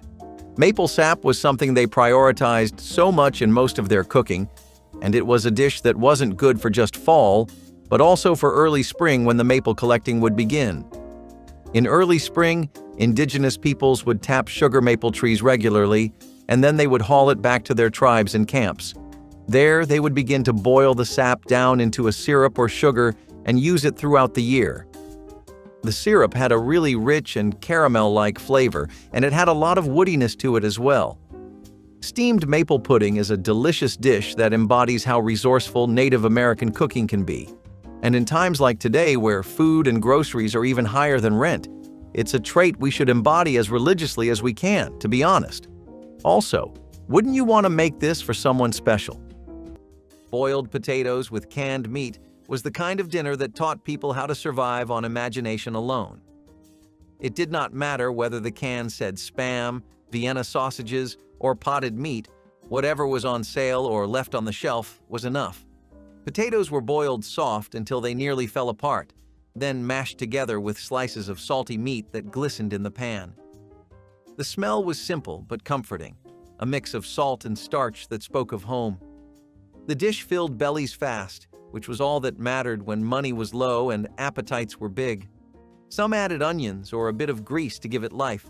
Others poured the leftover liquid from the can into the pot for flavor. Every version was different, but every version told the same story, making the best out of the least. Families gathered around chipped plates, grateful for something warm after a long day. The sizzle of meat hitting the pan was a small victory against hunger. Children did not care where it came from. It was dinner, it was hot, and it was theirs. Those canned goods were the quiet heroes of the kitchen, turning a bare pantry into a meal that tasted like endurance. Poverty might have taken choices, but it never took pride, and nothing proved that better than a pot of boiled potatoes and canned meat cooked with heart. Chitterlings, or chitlins, were not for the faint-hearted but for those who knew the meaning of respect.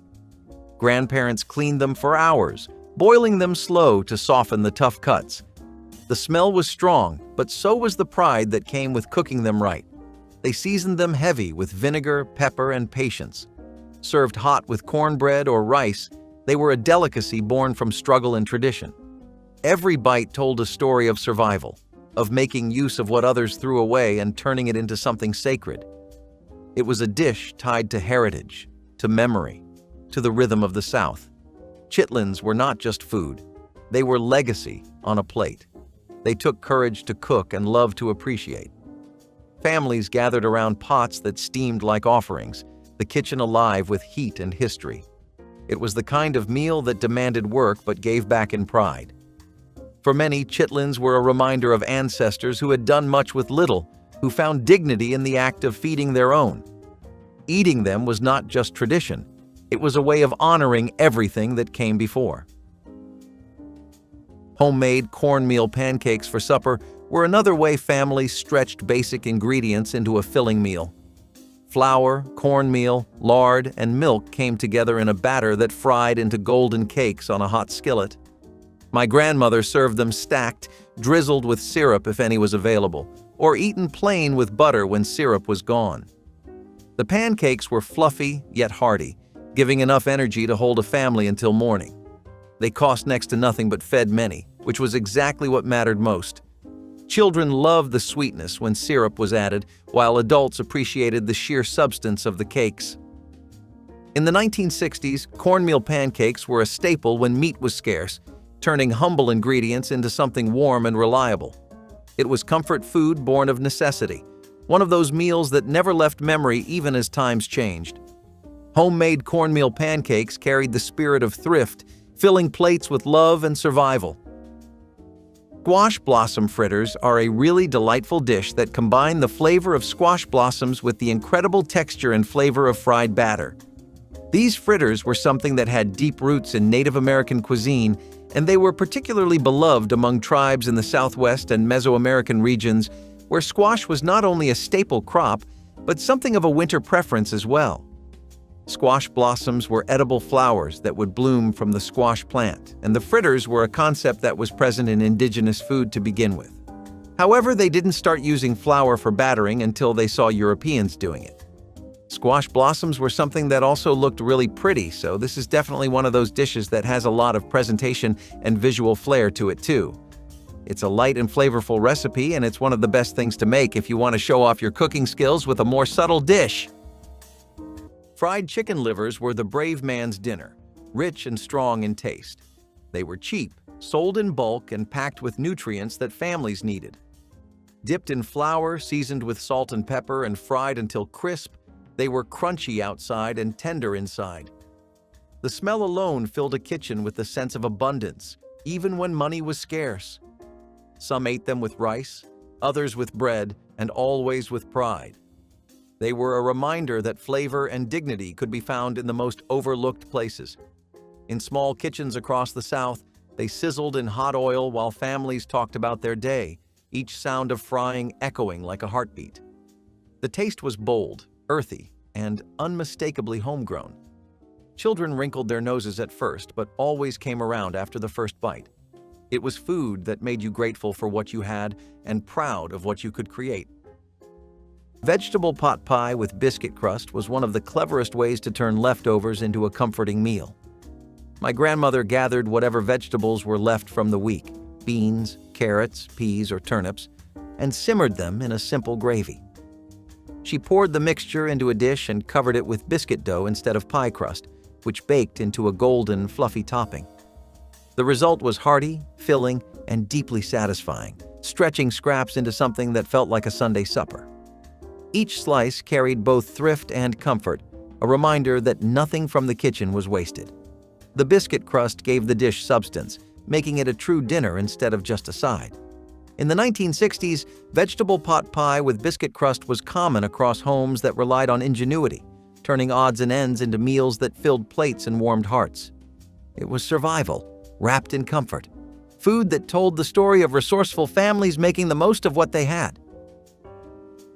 Goat neck stew was once a common supper in African American households where goat meat was inexpensive and accessible. The necks, often overlooked cuts, were simmered for hours with onions, peppers, garlic, and seasonings until the meat turned tender and rich. The broth thickened naturally, creating a stew that was hearty and flavorful.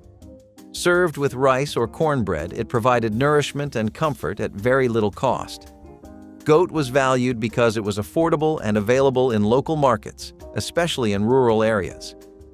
Families appreciated how long cooking transformed tough cuts into delicious meals. The dish carried cultural connections to African and Caribbean traditions, keeping those flavors alive in American kitchens. Children grew up eating goat neck stew without realizing its historical roots, only remembering the warmth and fullness it brought. Today, it is rarely found on dinner tables, but it once represented thrift, tradition, and community pride. Goat neck stew deserves recognition as part of the forgotten history of African American suppers. Okra and tomato stirrup was one of those dishes that started as a side and ended up stealing the whole show. Fresh or canned tomatoes met sliced okra in a single skillet, cooking down together until they became soft, sticky, and full of flavor.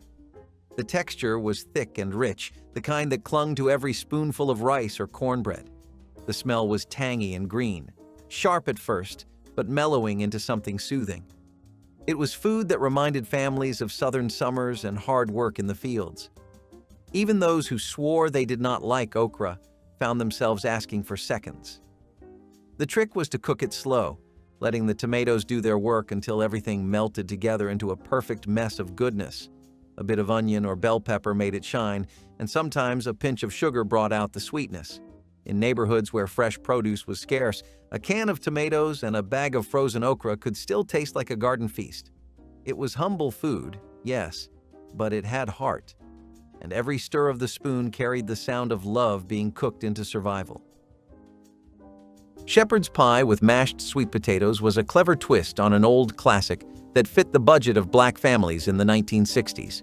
Instead of pricey white potatoes, sweet potatoes from the garden were boiled, mashed, and spread on top of a filling made from scraps of meat and vegetables.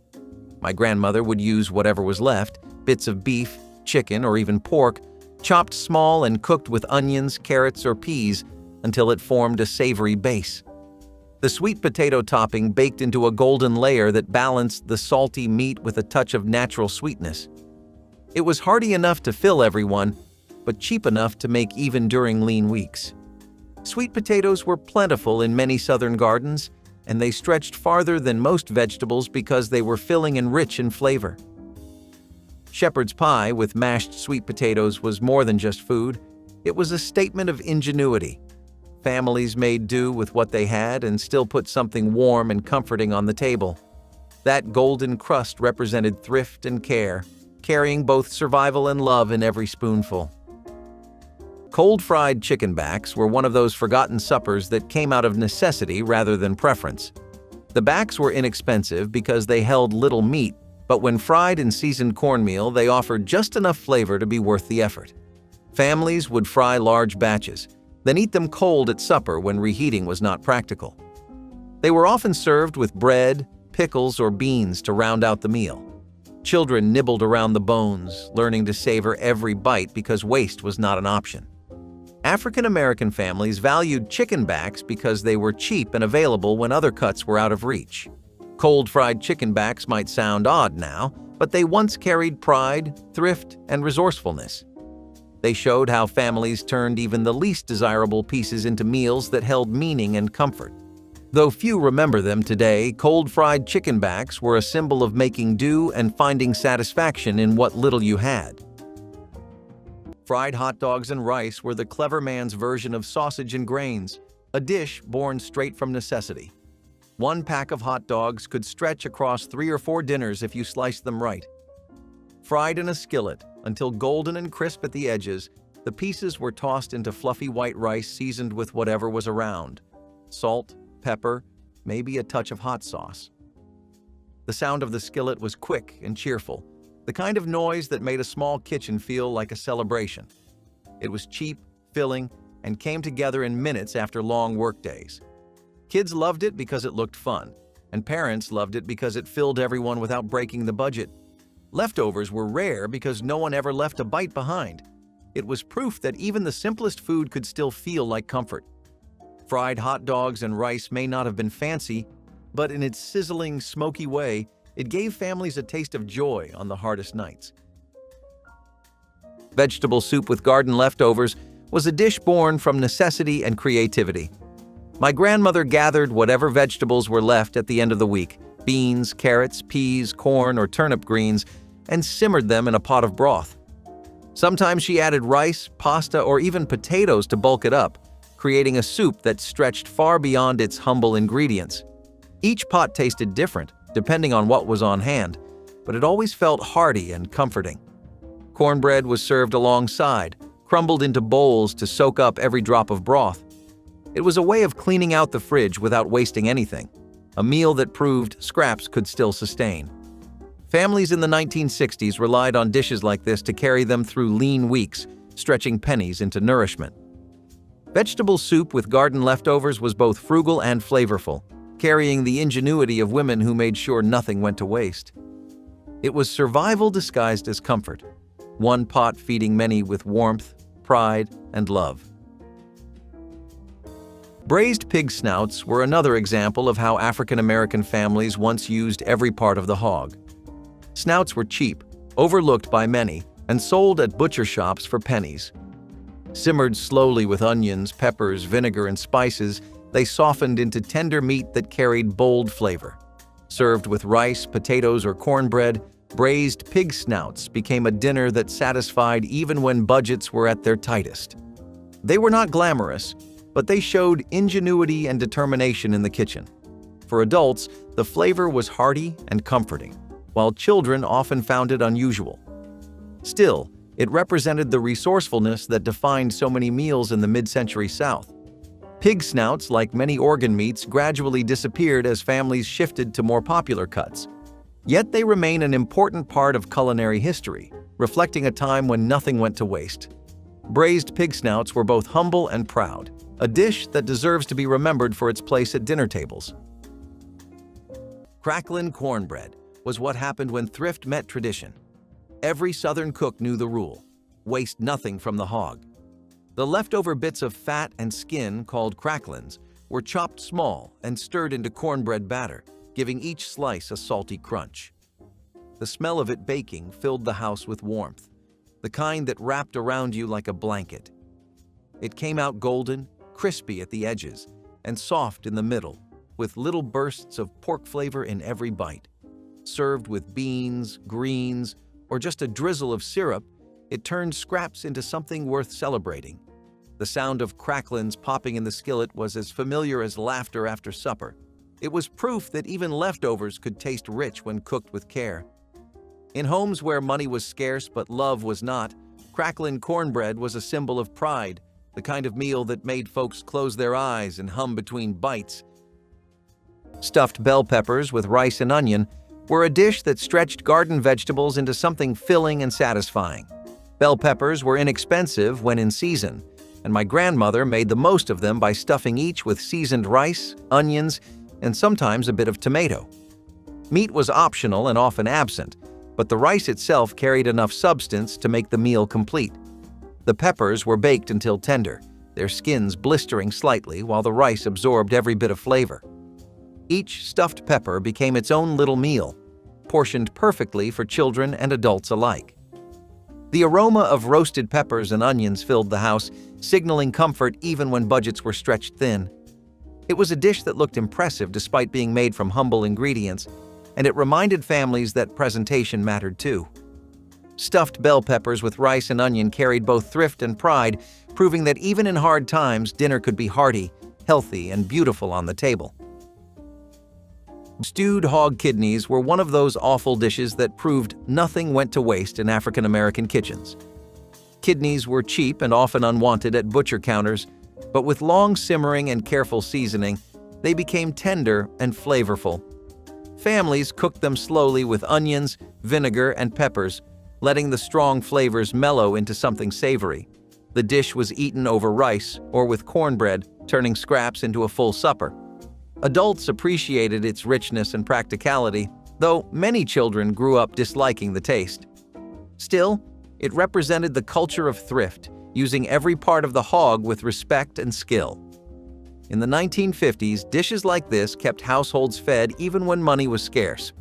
Today, stewed hog kidneys are almost entirely forgotten, but in their time they carried both nutrition and heritage. They remind us of the determination to make food out of whatever was available, proving that creativity and patience could transform even the humblest organ meat into dinner. Canned greens with salt pork were a lesson in turning dull into delicious. The greens came from tins stacked on grocery shelves, limp and pale until they met the pan. But when cooked low and slow with a piece of salt pork, they came alive again, rich with smoke and soul. The smell filled the house long before the meal was ready, earthy and familiar, like Sunday cooking on a weekday. A pot of greens was never just food. It was memory, family, and tradition simmering together. Even in the 1970s, when canned vegetables were cheap and fresh produce was hard to come by, people knew how to make them taste like something special. The salt pork melted down into flavor, wrapping every leaf in warmth. You did not need fancy spices, just time and patience. It was the kind of meal that made neighbors knock on the door, asking what was cooking. Served with cornbread or rice, it could feed a family and still leave leftovers for tomorrow. It reminded people that nothing from the garden or the pig ever went to waste. Poor folks knew how to season survival with skill, turning plain food into something that fed more than hunger. It fed the spirit, too. Stewed chicken backs were one of those meals that turned scraps into sustenance. In the 1960s, the back of the chicken was considered the cheapest cut, with little meat clinging to the bones. My grandmother bought them in bulk, cleaned them, and simmered them for hours with onions, potatoes, and carrots until the broth grew rich and fragrant. The long cooking softened the bits of meat so they slid easily from the bones, creating a meal that was both filling and flavorful. Families served the stew over rice or with cornbread, stretching the broth even further. The dish carried smoky undertones if she added a ham bone or a splash of fatback, but it was nourishing even without extras. What made it memorable was how something so overlooked could still feel satisfying and dignified at the table. Stewed chicken backs reminded families that nothing should be wasted, and even the smallest scraps could anchor a full dinner. It was a meal of patience, thrift, and creativity, proof that the cheapest part of the bird could still feed a household with warmth and pride. Sorrel green stew was once a vibrant reminder of African roots carried into southern kitchens. The leaves had a tangy, lemon-like flavor that brightened even the heaviest pot. Families simmered them with bits of pork, onions, and a splash of vinegar, making the taste both sharp and comforting. It was a dish born from resourcefulness, since sorrel often grew wild and could be gathered freely. In rural areas, it became a steady companion to cornbread, providing vitamins and flavor when meat was scarce. Many children remembered the sour kick, while adults valued how satisfying it felt at the end of the day. Sorrel green stew represented both survival and heritage, a meal that connected generations to traditions older than the country itself. Today, it has nearly disappeared from dinner tables, replaced by collards and turnip greens, but in its time it carried pride and nourishment. Sorrel green stew is a forgotten dish that once told the story of how African American families made the land itself part of supper. Stewed chicken necks with dumplings were the kind of meal that reminded people what patience could create. Chicken necks were the cheapest part of the bird, often tossed aside, but families who knew better saw their worth. Simmered long and slow, the necks gave up every drop of flavor to the broth, turning it thick and savory. Dumplings made from flour and water floated on top, soaking in the rich juices until they puffed up soft and tender. It was poor man's comfort food, cooked with time instead of money. The aroma filled the home, drawing everyone to the table. Each bite was a lesson in gratitude, how something once overlooked could become a treasure. Kids loved pulling at the soft dough, dipping it into the golden broth, licking their fingers clean. It was a dish built on love and patience, two things that cost nothing but made everything taste better. Mothers often stood over the pot, stirring gently as if coaxing comfort out of thin air. Steam fogged up the windows, and neighbors passing by could smell that supper was close. It was the kind of food that filled both stomachs and hearts, reminding everyone that joy did not need money. It just needed warmth, care, and a little time. Barbecue pig ears were a dish that showed how deeply rooted thrift and tradition were in Black cooking. Pig ears were among the cheapest cuts, often discarded or sold for pennies at butcher shops. My grandmother cleaned them carefully, simmered them until tender, and then finished them with homemade barbecue sauce that clung to every bite. The texture was chewy but flavorful, and paired with cornbread or greens, it became a meal that carried both satisfaction and culture. Families gathered around plates of pig ears during weekends or special occasions, treating them as a delicacy despite their humble beginnings. The sauce was smoky, tangy, and rich, masking the simplicity of the cut with layers of flavor. Eating barbecue pig ears was about more than just nourishment. It was about making something from nothing, about honoring traditions that valued every part of the animal. In the 1960s, dishes like this kept families connected to heritage and survival alike. Barbecue pig ears turned scraps into a meal that was cheap but never forgotten. Turnip top soup made a meal from parts of the vegetable many would throw away today. The leafy tops and roots of turnips were simmered together into a thin broth, seasoned with onions, salt, and whatever scraps were on hand. Families often served it with cornbread, letting the bread soak up the juices and transform the